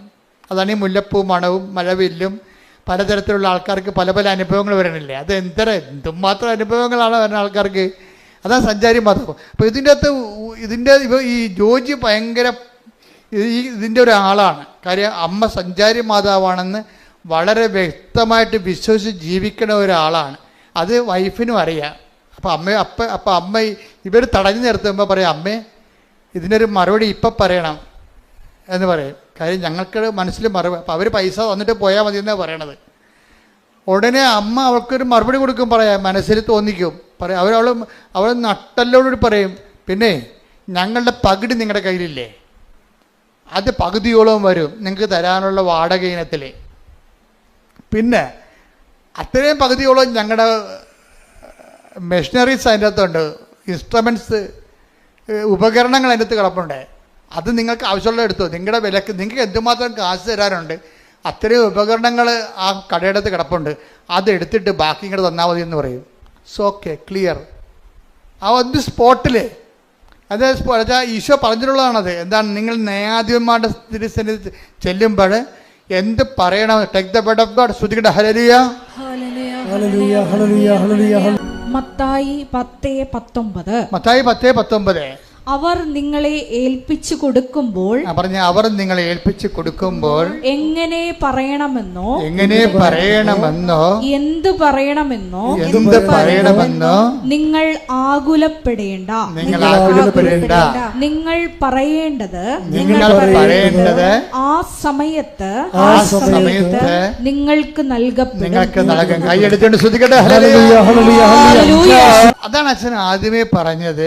ഉടമ്പടിയിലായിരിക്കുമ്പോൾ നമുക്ക് ഉടമ്പടി ഒരു ബോധമാണ്. എന്താ ബോധം? നമ്മൾ എവിടെ ചെന്നാലും മുൻകൂട്ടി പറയേണ്ട കാര്യങ്ങളില്ല. ആ സമയത്ത് അറിവ് നൽകുന്ന സഞ്ചാരി മാതാവ് നമ്മുടെ കൂടെയുണ്ട്. അതുകൊണ്ടാണ് ജോജിയുടെ വൈഫ് പറഞ്ഞത്, അമ്മ ഇവിടെ ഉണ്ടല്ലോ, ഈ പെരുവഴിയിലാണെങ്കിൽ അമ്മ ഉണ്ടല്ലോ, ഇവരോട് സമാധാനം പറയാൻ പറയും. പെട്ടെന്നാണ് സമാധാനം പറയാം. ലൈറ്റ്നിങ് മിന്നൽ പോലെ സമാധാനം പറയും. അവരവരുടെ വഴിക്ക് പോകും. അവർ വഴിക്ക് പോവുകയും ചെയ്യും. 3 ദിവസത്തിലുള്ള സാധനം റൈറ്റ് ഓഫ് ആകും. എല്ലാ കാര്യങ്ങളും പെട്ടെന്ന് ഇമ്മീഡിയറ്റ്. അപ്പോൾ ഇത്രയും നമ്മൾ ബലമുള്ളവരാണെന്ന് ഓർക്കണം. അതുകൊണ്ടാണ് ഞങ്ങൾ ഉടമ്പടി നിങ്ങൾ ഉഴപ്പരുതെന്ന് പറയണതും. ഉടമ്പടി ഒരു ടെക്നിക്കലായിട്ടുള്ള ആക്ടിവേഷൻ അല്ലാതെ, ഇപ്പം മൊബൈൽ ആക്ടിവിറ്റി ചെയ്യത്തില്ലേ, ആ ബട്ടൺ കുത്തി ഈ ബട്ടൺ കുത്തി ഇങ്ങനെ കുത്തി സേവ് ചെയ്ത് സെൻഡ് ചെയ്ത് അങ്ങനെയുള്ള മെക്കാനിസം അല്ല ഉടമ്പടി. ഉടമ്പടി എന്ന് പറയുന്നത് ഒരു ജീവിത രീതിയും ഒരു ബിഹേവിയറിസമാണ്. Covenant is not a mechanism but a behaviourism. Behaviourism ഒന്നും അങ്ങോട്ട് പറയാൻ പറ്റത്തില്ല. ഒരു ബിഹേവിയർ ലൈഫാണത്. ദൈവത്തിന് തോന്നണം നമ്മൾ ഉടമ്പടി, നമ്മുടെ പെരുമാറ്റം കണ്ടാൽ ദൈവത്തിന് തോന്നണം നമ്മൾ ഉടമ്പടിയിലാണെന്നുള്ളത്. പ്രാർത്ഥിക്കുക. കർത്താവായ ദൈവമേ, ഉടമ്പടി ജീവിതമെന്ന പെരുമാറ്റ രൂപങ്ങളിലേക്ക് ഞങ്ങളെ പരിവർത്തനം ചെയ്യിക്കണമേ.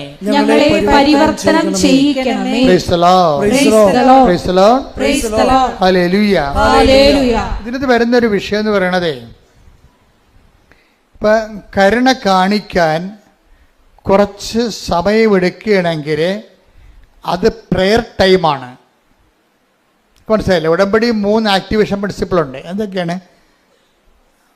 Prayer, proclamation and practice.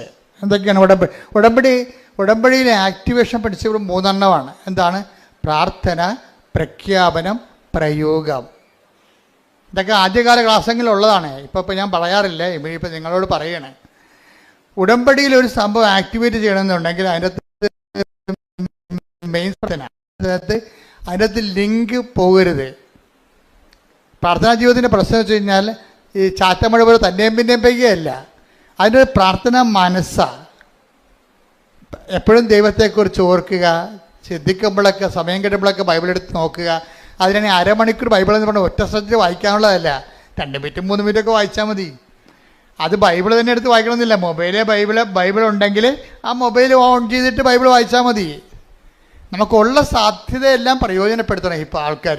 കാര്യം ഉടമ്പടി എടുത്തിരിക്കുന്നതിനകത്ത് ഞാൻ മനസ്സിലാക്കിയിരിക്കുന്നത് ഒരു 90% പേരും എബോവ് ആവറേജ് എഡ്യൂക്കേഷനുള്ള ആൾക്കാരാണ്. Above average. അപ്പോൾ അവർക്കിതെല്ലാം ആക്ടിവേറ്റ് ചെയ്യാൻ പെട്ടെന്ന് കഴിയും. അതുകൊണ്ടാണ് വെടിക്കെട്ട് സാക്ഷ്യങ്ങളൊക്കെ അവർ പറയുന്നതിൻ്റെ കാര്യത. എല്ലാ കാര്യങ്ങളെക്കുറിച്ചും അവർക്കതിനെക്കുറിച്ച് തിട്ടമായിട്ട് കാര്യങ്ങൾ അറിയാം.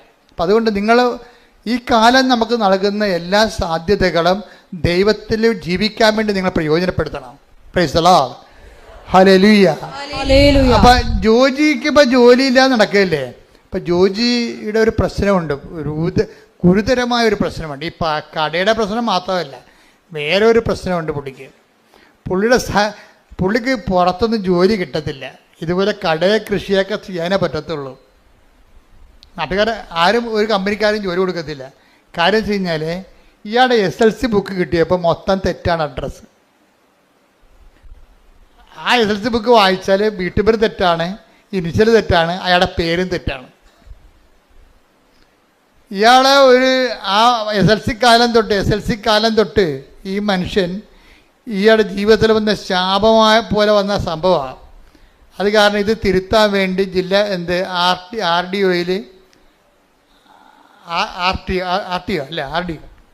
RDO അതുപോലെ തന്നെ തഹസിൽദാർ, അതുപോലെ തന്നെ വില്ലേജ് ഓഫീസർ, ഇങ്ങനെ ഗവൺമെൻറ് ഇതുപോലെയുള്ള തിരുത്തൽ സങ്കേതങ്ങളിലൊക്കെ പുള്ളിക്കാരൻ നടന്ന് ഒരു 2 കൊല്ലമൊക്കെ നടക്കും.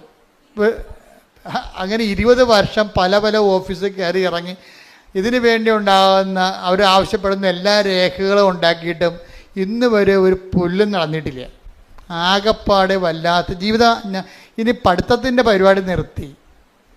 എന്താ കാര്യം? സർട്ടിഫിക്കറ്റ് അഡ്രസ്സ് തെറ്റാണ്. ഇപ്പം നിങ്ങൾക്കറിയില്ല, പാസ്പോർട്ടിലൊക്കെ പേരൊക്കെ തരി കഴിഞ്ഞാൽ ഉള്ള അവസ്ഥ എന്തായിരിക്കും? ഒന്ന് റിജക്റ്റ് ചെയ്യും സംഭവം. ഇനിയുള്ള കാലങ്ങളിൽ നിങ്ങൾ വളരെ ശ്രദ്ധിക്കണം. കാര്യം ഞാനൊരു രാജ്യത്ത് ചെന്നപ്പോൾ അവിടെ നമ്മളാരും അവിടെ എമിഗ്രേഷന് വെച്ചിട്ടില്ല. കമ്പ്യൂട്ടറാണ് എമിഗ്രേറ്റ് ചെയ്യണത്. നമ്മൾ ഡേറ്റ അടിച്ചു കൊടുക്കേണ്ടി വരും. അപ്പം നമ്മുടെ കൃഷ്ണമണിയും കൈയും കാലും അഡ്രസ്സും എല്ലാം ഓൾറെഡി എല്ലാ രാജ്യങ്ങളിലും ഉണ്ട്. നമ്മൾ ഫീഡ് ചെയ്യുമ്പോൾ ഒരു വരകം തെറ്റിപ്പോയി കഴിഞ്ഞാൽ നമ്മളവിടെ നിൽക്കാനേ പറ്റത്തുള്ളൂ, റിജക്റ്റ് ചെയ്ത് കളയും.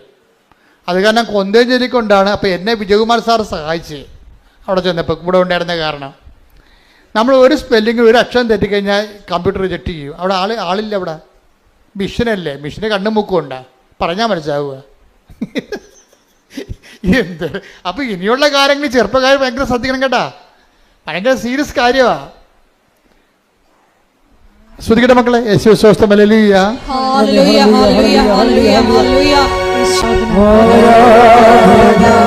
കരങ്ങൾ വീശിക്കൊണ്ട്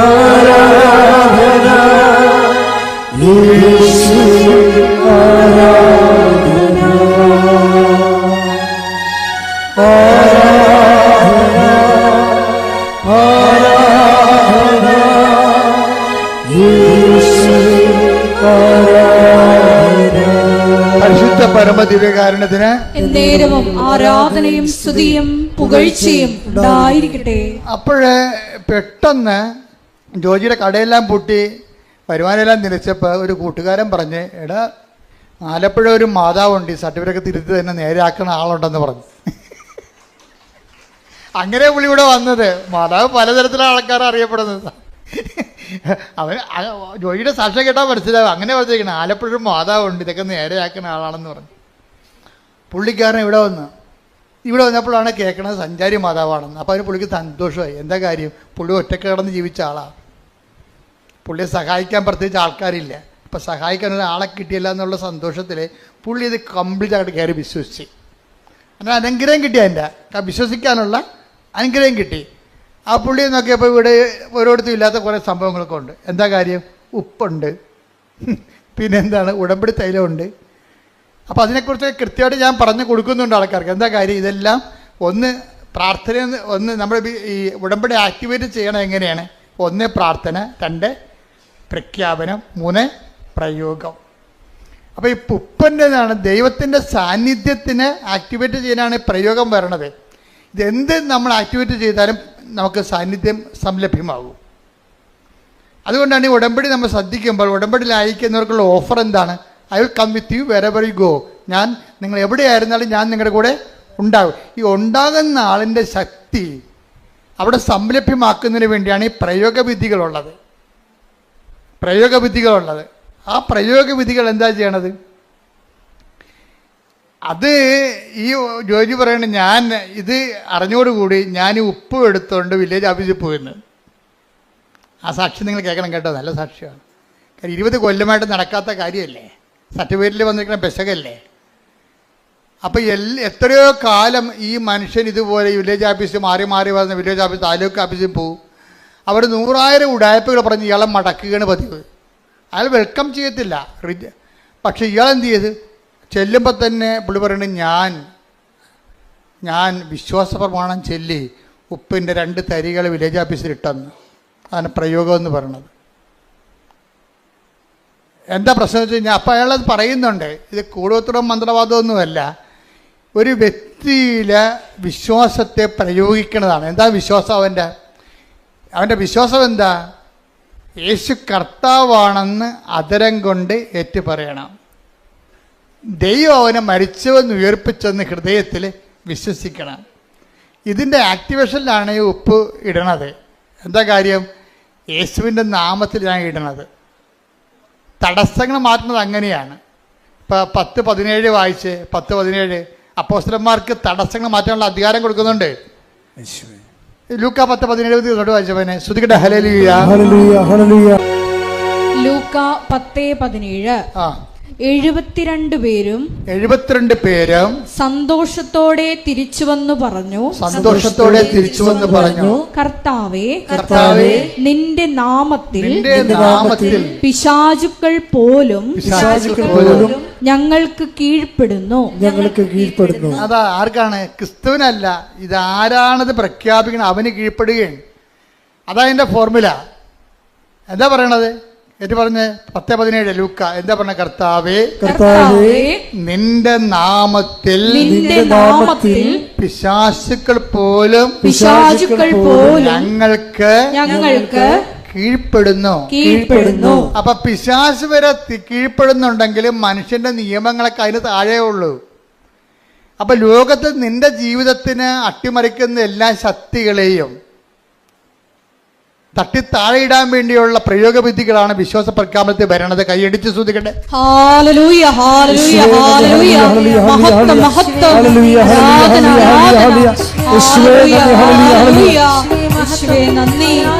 ആരാണ് നമ്മൾ എന്താ വിശ്വസിക്കുന്നത്? യേശു മരിച്ചു ഉയർത്തെന്നിട്ട് യേശു ആരാണെന്ന് വിശ്വസിക്കുന്നു? യേശു കർത്താവാണ്. Take the word of God. 10:17 ശ്രദ്ധിക്കട്ടെ. ഹല്ലേലൂയ, നന്ദി. ഹല്ലേലൂയ, ഹല്ലേലൂയ, ഹല്ലേലൂയ, ഹല്ലേലൂയ, ഹല്ലേലൂയ. യേശുവേ ആരാധന, ആരാധന, ആരാധന. യേശുവേ നന്ദി, മഹത്വം, മഹത്വം. ഹല്ലേലൂയ, ഹല്ലേലൂയ, ഹല്ലേലൂയ. റോമ 10:9. ആകയാൽ യേശു കർത്താവാണ് എന്ന് അധരം കൊണ്ട് ഏറ്റുപറയുകയും ദൈവം അവനെ മരിച്ചവരിൽ നിന്ന് ഉയർപ്പിച്ചു എന്ന് ഹൃദയത്തിൽ വിശ്വസിക്കുകയും ചെയ്താൽ നീ രക്ഷ പ്രാപിക്കും. അപ്പൊ എല്ലാ തരത്തിലും രക്ഷപ്പെടുന്നതിനുള്ള ഫോർമുല എന്താണ്? യേശു കർത്താവാണെന്ന് ആദരം കൊണ്ട് ഏറ്റു പറയണം. അപ്പോൾ അവിടെ എന്താ പ്രശ്നം? അപ്പോഴേ നമ്മൾ ആരെയും പോയി പട്ടാങ്ങിയായിട്ട് നിൽക്കത്തില്ല. സാറേ എന്തെങ്കിലും മാർഗം കൊണ്ട് ചെയ്ത് തന്നെ കുഞ്ഞുങ്ങൾ ജീവിക്കേണ്ടതാണെന്ന് പട്ടാങ്ങി പറയത്തില്ലേ? അത് യേശു കർത്താവായിട്ട് സ്വീകരിക്കുന്നവൻ അനാവശ്യമായ പട്ടാങ്ങി. അപ്പം നിങ്ങളെങ്ങനെ സാറേ എന്ന് പറഞ്ഞിങ്ങനെ കെഞ്ച് അവരൊക്കെ കൊടുക്കേണ്ട മാന്യത കൊടുക്കണം, അവർക്ക് കൊടുക്കേണ്ട ബഹുമാനം കൊടുക്കണം. കാര്യം സമൂഹത്തിൻ്റെ സെർവൻ്റാണ് അവർ, ദൈവം അതിനുവേണ്ടി വെച്ചിരിക്കുന്നതാണ് അവർക്ക്. പക്ഷേ അവിടെ തട്ടിക്കേണ്ട കാര്യമൊന്നുമില്ല. അവരോട് മാന്യതയില്ല പെരുമാറുകയും ചെയ്യരുത്, മനുഷ്യത്വരഹിതമായിട്ട് അവർ സംസാരിക്കരുത്. നിങ്ങൾ മാന്യത ദൈവത്തിൻ്റെ പൈതൃകപ്പെടെ തന്നെ സംസാരിക്കണം. പക്ഷേ അതേസമയം തന്നെ അവരെ ദൈവത്തിൻ്റെ സ്ഥാനത്തെടുത്ത് വെക്കരുത്. ചില ആൾക്കാർക്ക് പറ്റണില്ലേ? ചില ഡൈവേഴ്സായിട്ടുള്ള ദമ്പതികളൊക്കെ കൗൺസിൽ ചെയ്യുമ്പോൾ ഇവർ ആദ്യകാലത്ത് നിങ്ങളെനിക്ക് ദൈവത്തെ പോലാണെന്നൊക്കെ പറയത്തില്ലേ? കാലെപ്പടി നിലത്തിട്ടടിക്കണം. അങ്ങനെ ഒരിക്കലും ഒരു മനുഷ്യരോട് സംസാരിക്കരുത്. അതായത് ദൈവത്തിൻ്റെ പേര് കൂട്ടിയിട്ട് നിങ്ങൾക്ക് ഇങ്ങനെ സ്നേഹം കൊണ്ട് ഭ്രാന്തി കയറുമ്പോൾ വല്ല വെളിവ് കേടൊക്കെ പറയും, അതെല്ലാം റെക്കോർഡ് ഉണ്ടാവും. അതാണ് പ്രശ്നം. നിങ്ങൾക്ക് സ്നേഹം കൊണ്ട് വെളിവ് കേടുമ്പോഴേ തലക്ക് അസുഖം വരുമല്ല, സ്നേഹം കൊണ്ട് തലക്ക് വെളിവ് പോവില്ല. അപ്പം കയറി പറയും 45 ദിവസം കിടന്ന് മരിച്ചു. നമ്മൾ ദൈവത്തിനെ കൂട്ടി ഒന്നും പറഞ്ഞേക്കരുത്. ദൈവത്തിൻ്റെ സ്ഥാനത്ത് ആർക്കും വില കൊടുക്കരുത്. അതുകൊണ്ടാണ് ഞാൻ പറഞ്ഞത്, നിങ്ങൾ ഞായറാഴ്ചയൊക്കെ കുർബാനയ്ക്ക് വരുമ്പോൾ ആ കുർബാനയേക്കാൾ വലിയ അളിയൻ വീട്ടിൽ വന്നെന്നൊക്കെ പറഞ്ഞുകൊണ്ട് കുർബാന മുടക്കത്തില്ലേ? നിങ്ങളുടെ കാര്യത്തിൽ ഒരു കൊല്ലത്തെ ബാധ്യതയാണ് വലിച്ചു വെക്കണത്. ഒരു കൊല്ലത്തെ കാര്യം നിങ്ങൾ പിടികൊടുത്തു പോയി ദൈവത്തിന്. കാര്യം എന്താ? നിങ്ങളുടെ ദൈവം അളിയനായിപ്പോയി. അതുകൊണ്ടാണ് ഈ പ്രലോഭനത്തിൽ ഉൾപ്പെടുത്തരുതെന്ന് പറയണത്. ഈ വലിഞ്ഞു കയറി പണ്ടാരം നമുക്ക് പണിയുണ്ടാക്കാൻ വേണ്ടി കുർബാന സമയത്ത് കയറി വരാതിരിക്കാൻ വേണ്ടിയാണ് ബ്ലോക്ക് ചെയ്ത് പ്രാർത്ഥിക്കണത്. ആ ഉടമ്പടി കർത്താവ് പ്രാർത്ഥിക്കാൻ പഠിപ്പിച്ചപ്പോൾ എന്താ പറഞ്ഞത്? ഞങ്ങളെ പ്രലോഭനത്തിൽ ഉൾപ്പെടുത്തരുത്, പിന്നെ എന്താണ്? തിന്മയിൽ നിന്ന് ഞങ്ങളെ രക്ഷിക്കണമേ. ബ്ലോക്ക് പ്രാർത്ഥനയാണത്, ബന്ധന പ്രാർത്ഥനയാണ് സംഭവം. എന്ന് വെച്ച് കഴിഞ്ഞാൽ നമ്മുടെ ദൈവത്തിലേക്കുള്ള ജീവിത വഴികളിൽ പിശാച് വരഞ്ഞു കയറി വരരുത്. പിശാച് ചിലപ്പോൾ അളിയൻ്റെ രൂപത്തിൽ വരും, അപ്പൻ്റെ രൂപത്തിൽ വരും. ദൈവത്തിൽ നിന്ന് നിങ്ങളെ തള്ളിക്കളയുന്ന മാതാപിതാക്കന്മാരാണെങ്കിൽ പോലും ദൈവത്തിൽ നിന്ന് നിങ്ങളെ മാറ്റരുത്. ഇപ്പോൾ ചില കുഞ്ഞുങ്ങളില്ലേ പള്ളിക്കൂടത്തിൽ കൊണ്ടുപോകുന്ന സമയത്ത് വലിച്ച് അനിയത്തിയുടെ മനസ്സമ്മതത്തിന് കൊണ്ടുപോകും. കാറ്റഗിസവും മുടങ്ങും, പള്ളി കുർബാനയും മുടങ്ങും. ആ കുഞ്ഞ് കുർബാന കൂടിയോ അപ്പം കുഞ്ഞിനെ അപ്പം തന്നെ മനസ്സിലാകും കുർബാനയേക്കാൾ വലുതാണ് ആൻറ്റിയുടെ മനസ്സമ്മതം. ആൻറ്റി ഒരു 5 കൊല്ലം കഴിയുമ്പോൾ പിരിഞ്ഞു പോവുകയും ചെയ്യും. 2 കൊച്ചുങ്ങളെ കയ്യിലും ഉണ്ടാവും. എന്താ? ദൈവത്തിനെ വഞ്ചിച്ച് ചെയ്ത പരിപാടികളാണല്ല പരിപാടി. ദൈവത്തെ മറന്ന് ജീവിക്കരുത്. അതായത് ഉടമ്പടി ഒരു ജീവിത രീതിയാണത്. അപ്പോൾ എപ്പോൾ ജീവിക്കുമ്പോഴും നമുക്കൊരു ബോധം ഉണ്ടാകണം ദൈവവുമായിട്ടാണ് ജീവിക്കണതെന്ന്. അല്ല തരം കിട്ടുമ്പോൾ തരങ്ങളെ പോലെ മുടിയുണ്ടെങ്കിൽ ചാഞ്ഞും ചെരിച്ചും കെട്ടാമെന്ന് പറഞ്ഞ പോലെ അങ്ങോട്ടും ഇങ്ങോട്ടും ചെരിച്ച് കെട്ടാനും ദൈവത്തെ കിട്ടത്തില്ല. അപ്പോൾ അതുകൊണ്ട് തന്നെ ഇങ്ങനെയുള്ള ഇൻഡാസുകൾ വരാതിരിക്കാൻ വേണ്ടിയാണ് ഈശോ ബ്ലോക്ക് ചെയ്ത് പ്രാർത്ഥിക്കാൻ പറഞ്ഞത്. എന്താണ്? ഞങ്ങളെ പ്രലോഭനത്തിൽ ഉൾപ്പെടുത്തരുത്, തിന്മയിൽ ഞങ്ങളെ രക്ഷിക്കണമേ. എപ്പോഴും പ്രാർത്ഥിക്കണമല്ലേ? എപ്പോഴും പ്രാർത്ഥിക്കുന്നതാണ്. പക്ഷെ ഒരു കാര്യമുണ്ട്, ചങ്കയെക്കൊണ്ട് പ്രാർത്ഥിക്കത്തില്ല, മനസ്സെ കൊണ്ട് പ്രാർത്ഥിക്കണം ആ സംഭവം. അല്ലാതെ കർത്താവ് ഉറപ്പിച്ചാൽ പട്ടിക പോലെ 2 2 4 എന്ന് പറഞ്ഞ് പ്രാർത്ഥിക്കുമ്പോഴാണ് ഈ സംഭവത്തിന് ഫലമില്ലാതെ വരണത്. പ്രാർത്ഥനയ്ക്ക് ഫലം ഉണ്ടാകണമെങ്കിൽ പ്രാർത്ഥന ആദ്യം ഓൺ ചെയ്യണം. നമ്മൾ ഞാൻ പ്രാർത്ഥിക്കുന്നു എന്ന് എനിക്ക് തന്നെ തോന്നണം. ഞാൻ എന്താണ് ചെയ്യണത്? ഞാൻ പ്രാർത്ഥിക്കുകയാണ്. ഞാൻ എന്താണ് ചെയ്യണമെന്ന് ഇപ്പം തന്നെ ആൾക്കാർ പള്ളിയിൽ കുർബാനക്ക് കൂടുമ്പോൾ സമയത്തായിരിക്കും ചിലപ്പോൾ പണിപ്പാട്ടിൽ നിന്ന് മുതലാളി വിളിക്കണത്. അപ്പോൾ തന്നെ മൊബൈൽ അടിക്കുമ്പോൾ തന്നെ ഇതാ ദൈവത്തിൻ്റെ കുഞ്ഞാടെന്ന് അച്ഛൻ പറയുമ്പോൾ ഇവൻ മൊബൈലും കൊണ്ട് പുറത്തേക്ക് ചാടും. അപ്പം നിങ്ങൾ കുർബാന ഉയർത്തുന്നതിനെക്കുറിച്ച് നിങ്ങൾക്കൊരു അറിവുണ്ട്, പക്ഷേ നിങ്ങൾക്ക് മറ്റേ മൊബൈൽ എടുക്കാതിരിക്കാൻ പറ്റണില്ല. നിങ്ങൾക്ക് പേടിയാണ്. എന്താ? ഇപ്പം മൊബൈൽ എടുത്ത് പണി പോയാൽ എന്ത് ചെയ്യുമെന്ന് വിചാരിച്ചാൽ അപ്പം കർത്താവിനേക്കാൾ നിങ്ങളുടെ കർത്താവിനേക്കാൾ വലുതായി പണി. അപ്പം പണി വരണുണ്ട് അവറാച്ചാന്ന് കർത്താവും പറയും. എന്താ കാര്യം? ഗതി പിടിക്കത്തില്ല. അതാണ് വിഷയം. ഇത് വലിയ പുലിവാലി പിടിച്ച അത് നിങ്ങൾ ഉഡായ്പ പാർട്ടിയാണെങ്കിൽ ഓർക്കുക, ഉഡായ്പ പുറകെ വരും, നിങ്ങൾക്ക് പുറകെ വരും കൂടെ. അതായത് ഇതുപോലെ ദൈവം നിങ്ങളെ ഒരു കാര്യമുണ്ട്, ദൈവം വന്ന് ഉന്തിത്തള്ളി ആരെയും ഒന്നും ചെയ്യത്തില്ല. എല്ലാ അണ്ണന്മാരും പണി മേടിക്കുന്ന സെൽഫ് ഗോൾ അടിച്ചിട്ടാണ്. എന്ന് വെച്ച് കഴിഞ്ഞാൽ ഇപ്പം തന്നെ നിങ്ങൾ ഇതാ ദൈവത്തിൻ്റെ കുഞ്ഞാടെന്ന് പറഞ്ഞ് വൈദികൻ കുർബാന ഉയർത്തുമ്പോഴായിരിക്കും പണിപ്പാട്ടിൽ നിന്ന് നാളെ ഇന്ന് ഞായറാഴ്ചയാണ്, ഇപ്പം നാളെ തിങ്കളാഴ്ച പോകേണ്ട ഹാങ് ഓവറാണെന്ന് പറഞ്ഞിരിക്കണ കക്ഷി. പിന്നെ അമ്മയെ ഭാര്യ തള്ളി പറഞ്ഞ് ഉന്തിയിട്ടിട്ടാണ് പള്ളിയിൽ വന്ന് നിൽക്കണത്. അപ്പോൾ പകുതി മനസ്സ് ഇവിടെയും പകുതി മനസ്സ് വീട്ടിലും അങ്ങനെ ഹാങ് ഓവറിലാണ് കുർബാനയും കൂടണത്. ഈ പന്നി എപ്പോഴും പണി മേടിക്കുന്ന കാര്യത്തിൽ ഉറപ്പായ കാര്യമാണത്. നിങ്ങൾ ദ്രവിച്ചു പോകുകയോ നിങ്ങളുടെ മക്കളൊക്കെ നിങ്ങൾക്ക് അനുഭവം ഉണ്ടാകാതിരിക്കുകയോ ചെയ്തിട്ടുണ്ടെങ്കിൽ നിങ്ങൾ പണ്ടോ ഏതോ ചെയ്ത നെറിവുകേടിന് ഇരന്നിരന്ന് പണി മേടിച്ചുകൊണ്ടിരിക്കുകയാണ്. നിങ്ങൾ ചെയ്തിരിക്കുന്ന എല്ലാം സെൽഫ് ഗോളുകളാണ് അടിച്ചിരിക്കുന്നത്. ദൈവത്തിൻ്റെ പണ്ട് മുതലുള്ള തന്ത്രം ഇതാണ്: ഒരു മനുഷ്യൻ നേരിട്ട് ഉപദ്രവിക്കത്തില്ല, അവൻ തന്നെ സെൽഫ് ഗോൾ അടിച്ചു പോകാൻ വേണ്ടി അവർക്ക് അവസരം കൊടുക്കും. അത് കർത്താവിന് അറിയാവുന്നതാണ് കർത്താവ് പറഞ്ഞത് ഇങ്ങനെ ഒരു അവസ്ഥ ഉണ്ട്, അതുകൊണ്ട് എപ്പോഴും പ്രാർത്ഥിക്കുമ്പോൾ ഞങ്ങളെ പ്രലോഭനത്തിൽ ഉൾപ്പെടുത്തരുത് എന്ന് പ്രാർത്ഥിക്കണം. പണി വരല്ലേ എന്ന് പ്രാർത്ഥിക്കണം. എന്നിട്ട് കർത്താവ് പറഞ്ഞെന്തറിയാവോ? കർത്താവ് നമ്മളെ ഉടമ്പടി എടുത്തവരെ യാത്രയാക്കുമ്പോൾ കർത്താവ് നൽകുന്ന ഒരു ആശീർവാദമുണ്ട്. എന്താണ്? ഉടമ്പടി എടുത്ത് ദൈവമായിട്ട് ഉടമ്പടിയിലായിട്ട് നിങ്ങൾ പുറത്തേക്ക് ഇറങ്ങുമ്പോൾ കർത്താവ് നൽകുന്നൊരു ആശീർവാദമുണ്ട്. നിങ്ങൾ ദൈവത്തിൻ്റെ ശിഷ്യന്മാരുടെ അതിനേക്കാൾ റോളിലല്ലേ വന്നത്. കർത്താവിൻ്റെ തുല്യ പങ്കാളികളായിട്ട് ദൈവം പറഞ്ഞത് അതുപോലെ നിബന്ധന പാലിച്ചോളാമെന്ന് പറഞ്ഞ് വിശുദ്ധിയോടെ ജീവിച്ച് സുവിശേഷത്തിൻ്റെ സാക്ഷ്യം ജീവിക്കാമെന്ന് പറഞ്ഞ് നമ്മൾ കർത്താവിൻ്റെ തിരുസന്നിധിയിൽ നിന്ന് ഒരു ഓത്തെടുത്ത് പുറത്തേക്ക് പോകുകയല്ലേ. അപ്പം അങ്ങനെ ദൈവത്തിന് പോകുമ്പോൾ എന്താ പറയണത്? ശിഷ്യന്മാരെല്ലാം കർത്താവിൻ്റെ അടുത്ത് നിന്ന് പോയപ്പോഴെന്താണ് ഈശോ പറഞ്ഞത്? 10:19 എടുത്ത് ലൂക്കാ ശ്രുതിക്കട്ടെ. ഹല്ലേലൂയ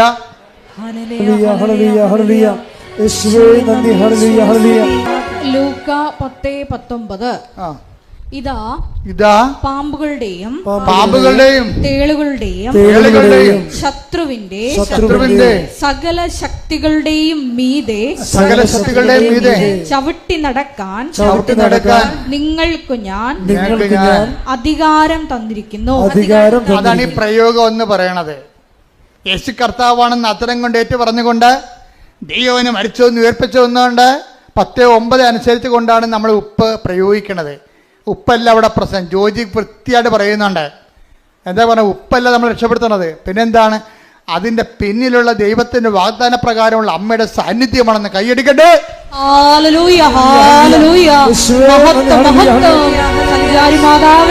സഞ്ചരിച്ച് നീ ഞങ്ങളുടെ കൂടെ യാത്ര ചെയ്യുന്നതിന് ശക്തിപ്പെടുത്തുന്നതിന് നന്ദി പറയുന്നു. പരിശുദ്ധ പരമ ദിവ്യകാരുണ്യത്തിന് ആരാധനയും സ്തുതിയും പുകഴ്ചയും. അപ്പൊ ഈ എംപവർ ചെയ്താണ് വിടുന്നത്. പവർ അടിച്ചാ പോണ വിടുന്നത്. എന്താ കാര്യം? ഇതാ അത് 10:9 അനുസരിച്ച് അതിൽ വാഗ്ദാനമാണ്.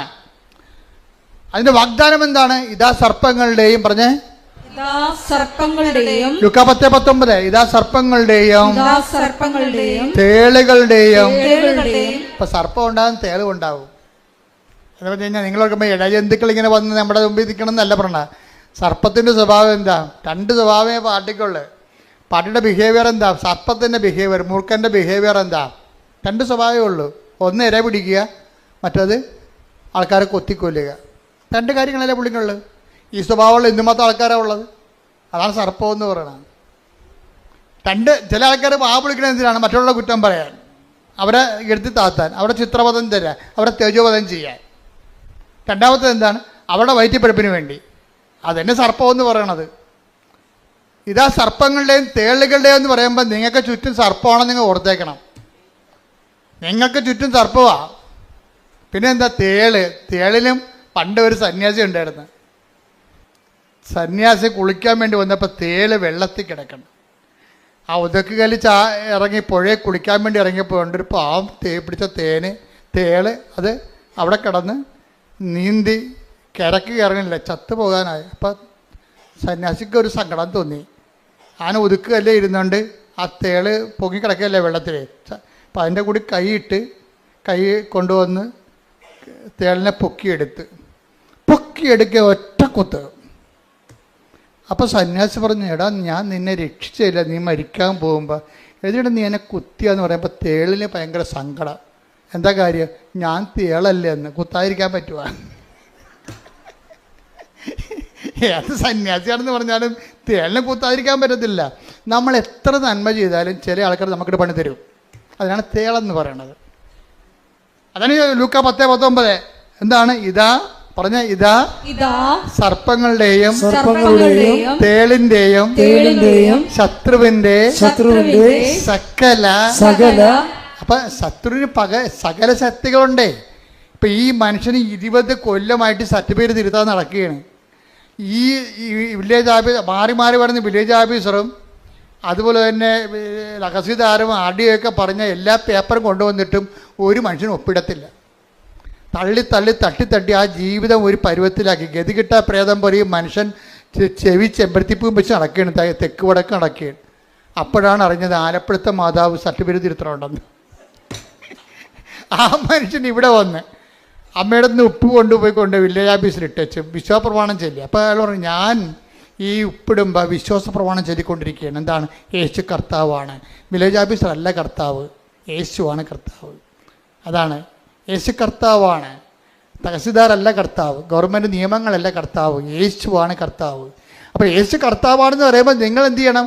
ഇത്രയും നാൾ നമ്മൾ മനസ്സിലാക്കി വെച്ചിരിക്കുന്ന അധികാരികളെയും കർത്താക്കന്മാരൊക്കെ ആ പീഠത്തിൽ നിന്ന് ഇറക്കി വെക്കണം. നിങ്ങളുടെ പല കാര്യങ്ങളും നടക്കാത്തതിൻ്റെ കാരണം നിങ്ങളെ പല ആൾക്കാരെയും ദൈവത്തിൻ്റെ സ്ഥാനത്തെടുത്ത് വെച്ചിട്ടുണ്ട്. അതാണ് പ്രശ്നം. ബൈബിൾ പറഞ്ഞത് എന്താണ്? ദൈവത്തിൻ്റെ സ്ഥാനത്ത് പീഠത്തെ കയറ്റി വെച്ചിരിക്കുന്ന അണ്ണന്മാരെല്ലാം താഴെ ഇറക്കണം. എന്താണ്? ഒരാൾ മാത്രമാണ് നിങ്ങളുടെ മരിച്ചിട്ട് ഉയർത്തെന്നേറ്റത്, ഒരാൾ മാത്രമാണ് നിങ്ങളുടെ ഭാരങ്ങളും പാപങ്ങളും ഏറ്റെടുത്തത്. അവരെ പിതാവായ ദൈവം മഹത്വപ്പെടുത്തി ഉയർത്തെന്നിപ്പിച്ചപ്പോഴേ മരണത്തിന് ഞാൻ നാഥനായിരിക്കുന്നവനെ കർത്താവ്, അത് യേശു ക്രിസ്തുവാണ്. കൈയടിക്കട്ടെ.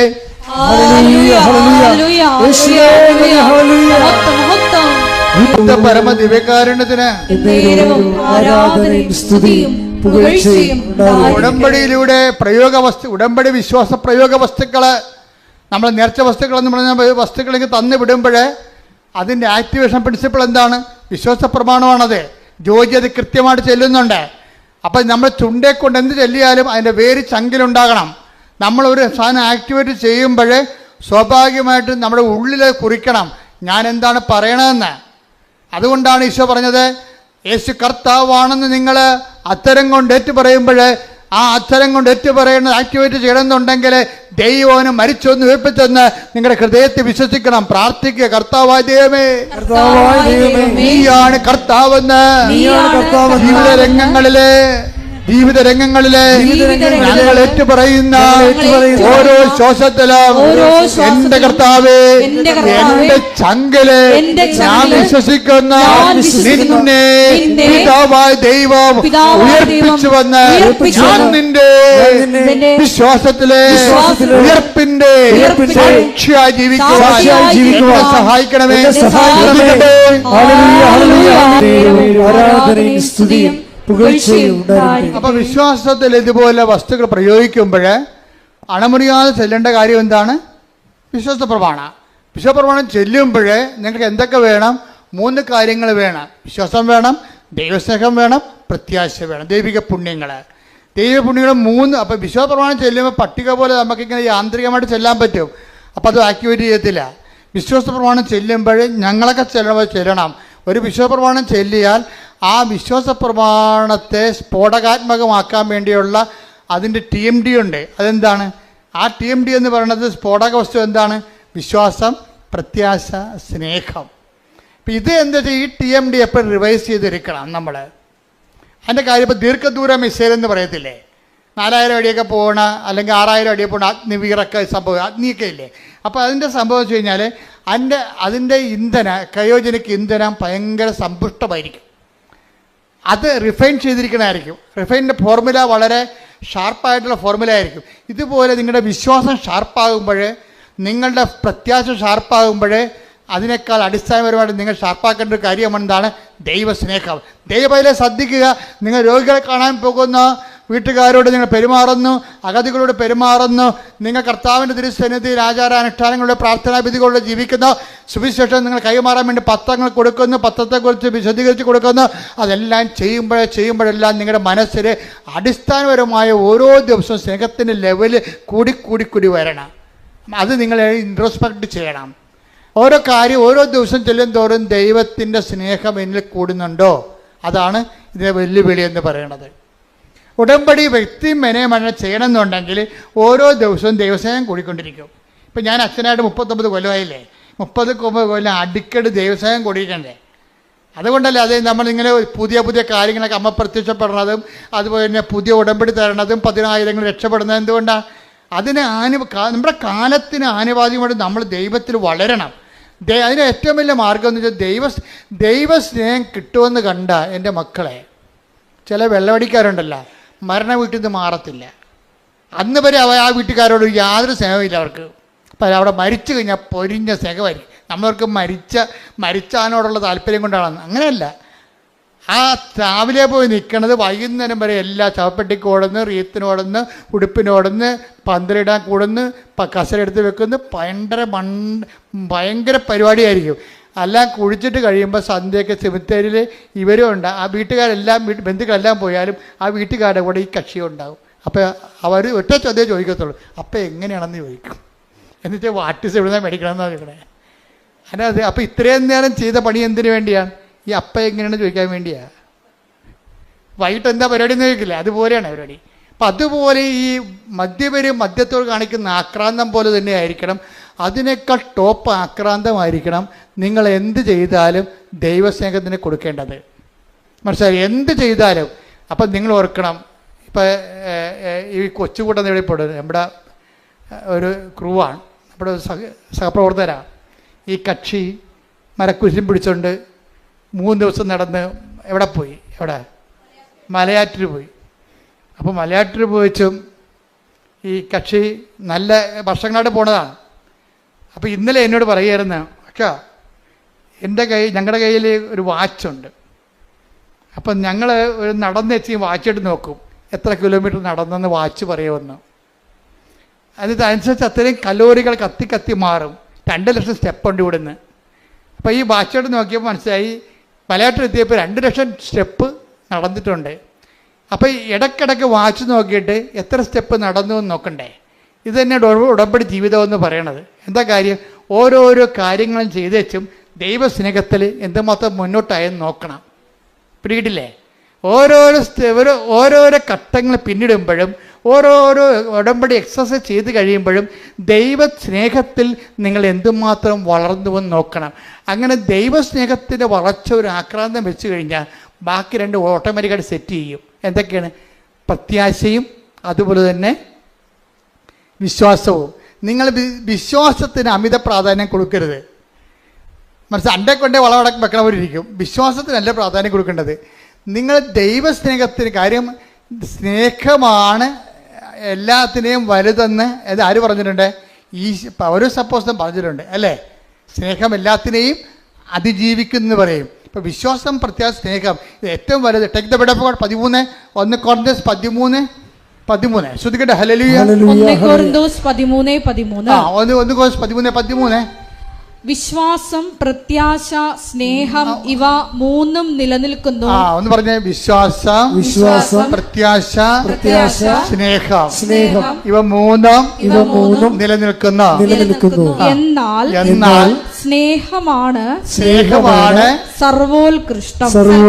അപ്പൊ എന്താ പ്രശ്നം വെച്ച് കഴിഞ്ഞാൽ നിങ്ങളെ വിശ്വാസം ഫോക്കസ് ചെയ്യേണ്ട കാര്യമില്ല, പ്രത്യാശയെ ഫോക്കസ് ചെയ്യരുത്, പ്രൈമറി ഫോക്കസ് കൊടുക്കരുത്.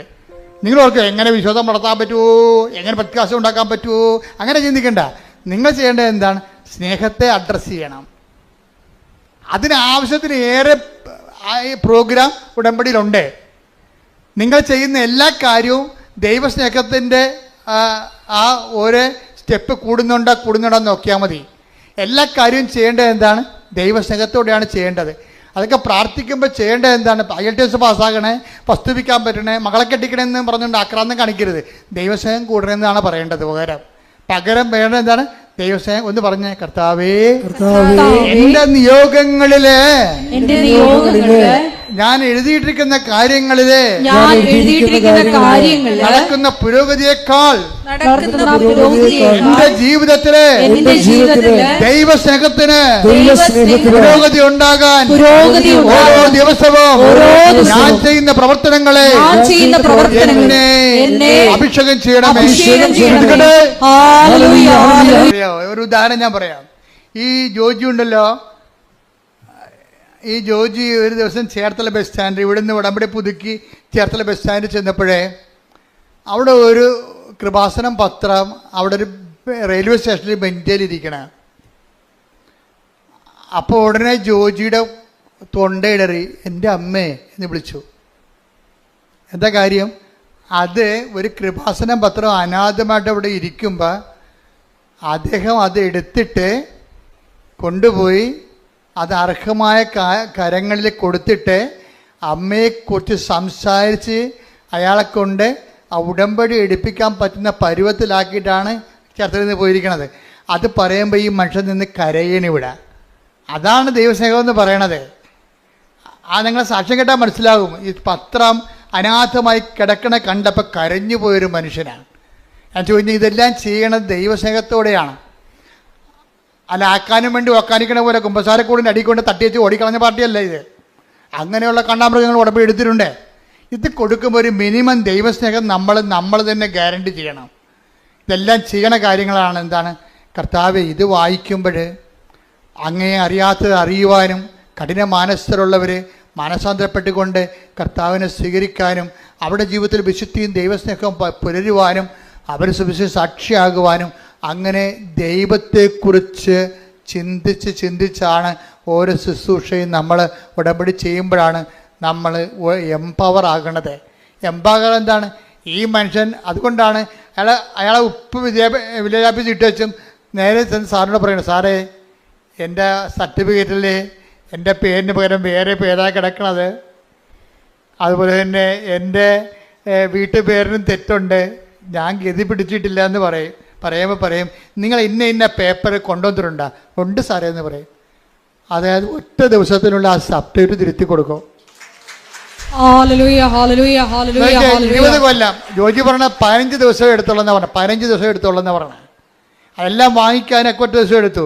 പക്ഷെ 15 ദിവസത്തിനുള്ളിൽ അയാൾ ചെയ്തിട്ട് 20 കൊല്ലം നടക്കാഞ്ഞ കാര്യമാണ് 15 ദിവസത്തിനുള്ളിൽ നടന്ന് കൈ കിട്ടണത്. അതായത് നമ്മൾക്ക് എംപവറായി കഴിഞ്ഞാലേ നമ്മളിപ്പോൾ ദൈവത്തിന് തോന്നണം നമ്മൾ ദൈവത്തിൻ്റെ പുള്ളിയാണ്. അല്ല, നിങ്ങളുടെ വയറ്റിപ്പഴപ്പിന് വേണ്ടി ഇങ്ങനെ അലഞ്ഞു കെട്ടി ആലപ്പുഴ നടക്കണപ്പോൾ തോന്നരുത്. അത് വയറ്റിപ്പഴപ്പിന് വേണ്ടിയേ അലഞ്ഞു കെട്ടി ആലപ്പുഴ നടക്കണം ദൈവത്തിന് തോന്നരുത്. ദൈവത്തിന് വേണ്ടി നമ്മൾ അരമുറുക്കി ഇറങ്ങിയിരിക്കണം ദൈവത്തിന് തോന്നിയാൽ പടപടാന്ന് നടക്കും ഈ സംഭവം. അതെന്താണ്? അത് അവസാനം വരെ നിൽക്കും. ഈ കയറി ചെല്ലുന്ന ഇടങ്ങളിലെ കർത്താവ് എന്താ പറഞ്ഞത്? ഇതാ സർപ്പങ്ങളുടെയും തേളുകളുടെയും ശത്രുവിൻ്റെ സകല ശത്രുക്കളുടെ മേൽ ചവിട്ടി നടക്കാൻ ഞാൻ നിനക്ക് അധികാരം നൽകുന്നു. അപ്പോൾ നിനക്ക് വിശ്വാസം മൂക്കുന്നതനുസരിച്ച് ദൈവസ്നേഹം വർദ്ധിക്കുന്നതനുസരിച്ചുകൊണ്ട് നിനക്ക് ദൈവത്തിന്റെ അധികാരമാണ് വർദ്ധിക്കുന്നത്. കൈയടിക്കട്ടെ.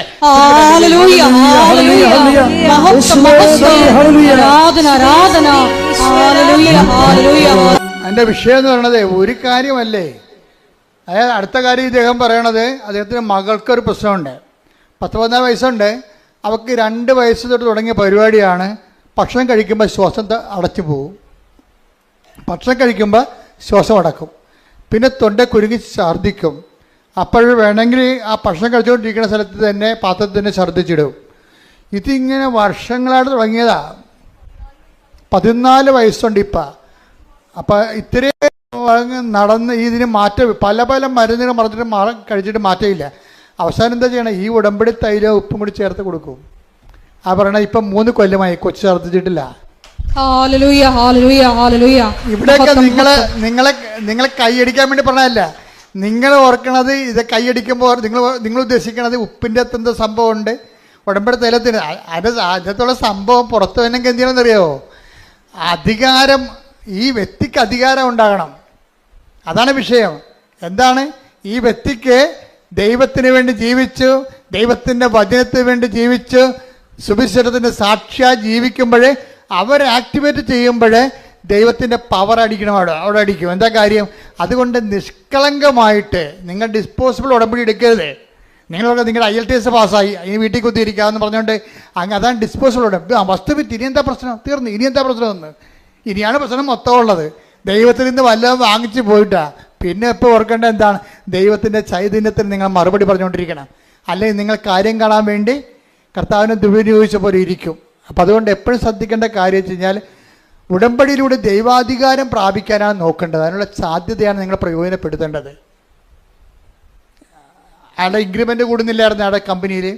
വേറെ കമ്പനി ജോലി കിട്ടി. 2 കൊല്ലമായിട്ട് കൂടുന്നില്ല. അയാൾ ഒറ്റ പ്രാവശ്യമേ പറഞ്ഞുള്ളൂ. ആ ഒറ്റ പ്രാവശ്യം ആ ഇൻക്രിമെൻ്റ് ഡബിളാക്കി കൊടുത്തു. എല്ലാവർക്കും കൊടുക്കുന്നതൊക്കെ ഇയാളെ സീനിയേഴ്സിനേക്കാൾ ഇരട്ടി ഇൻക്രിമെൻ്റ് കൂട്ടി കൊടുത്തു. ഇവൻ കൈവെക്കണ സ്ഥലത്തെല്ലാം മാതാവ് ഒപ്പിടും. അതാണ് പ്രശ്നം.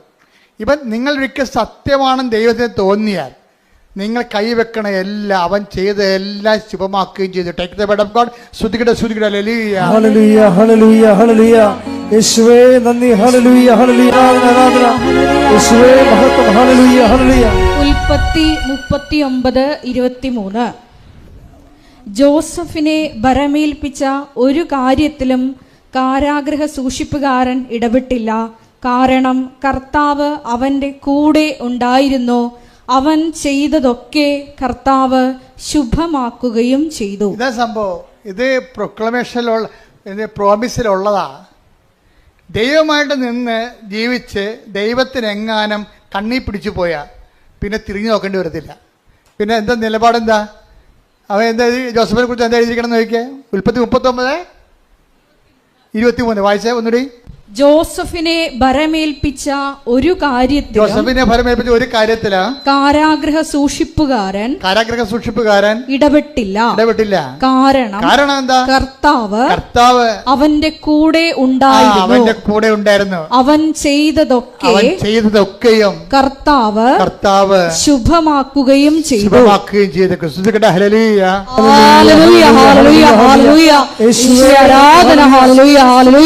ഉടമ്പടിയെടുത്ത് ഞങ്ങളോട് കൂടെ സഞ്ചരിച്ച് എല്ലാം ശുഭമാക്കുന്ന ദൈവമാതാവിന്റെ സാന്നിധ്യത്തിന് നന്ദി പറയുന്നു.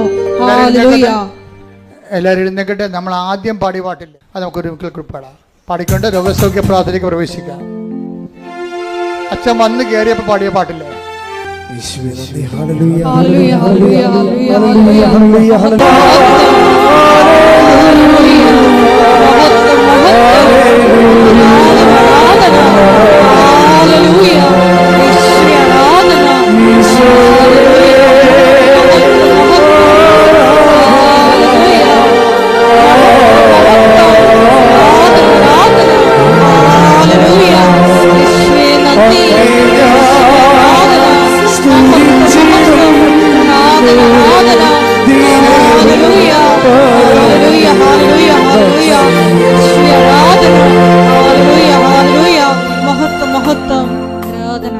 പരിശുദ്ധ പരമദിവ്യകാരുണ്യത്തിന് എന്നേരവും ആരാധനയും സ്തുതിയും പുകഴ്ചയും ഉണ്ടായിരിക്കട്ടെ.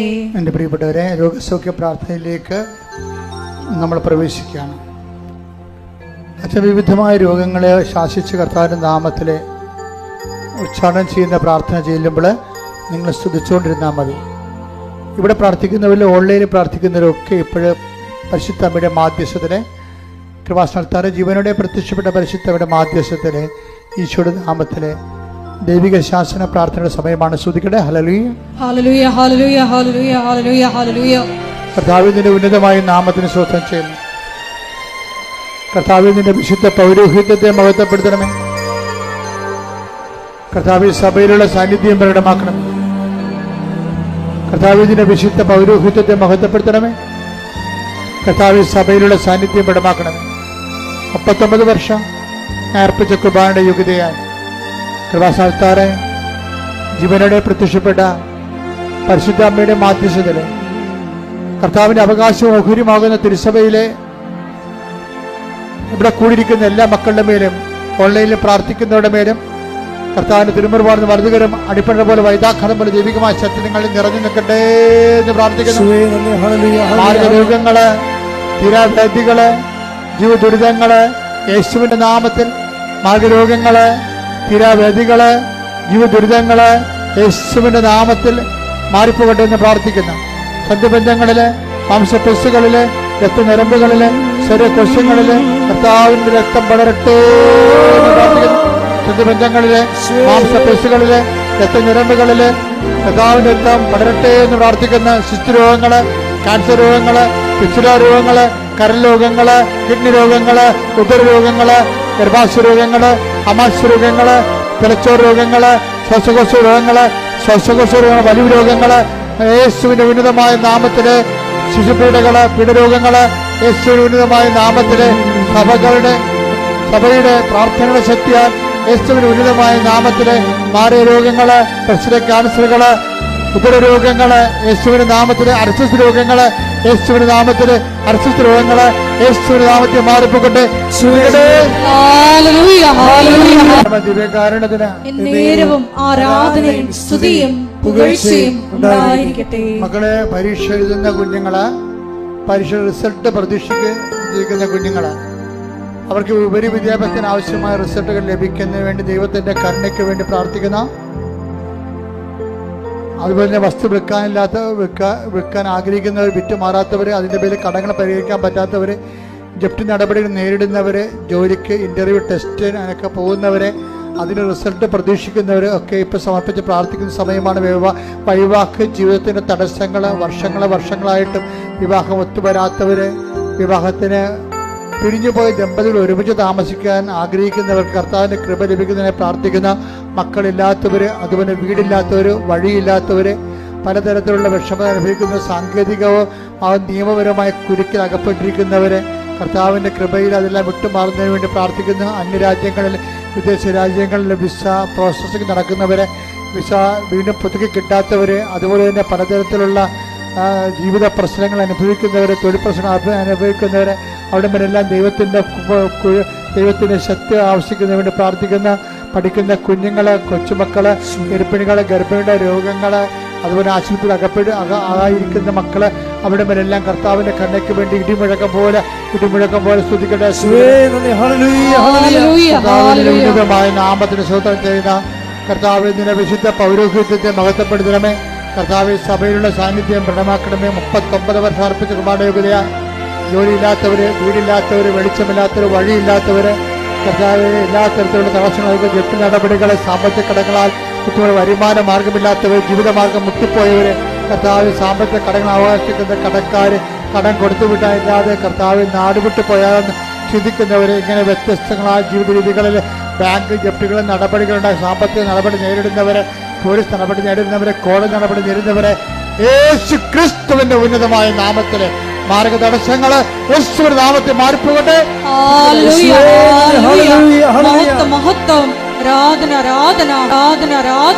മുട്ട നിൽക്കുക. പരിശുദ്ധ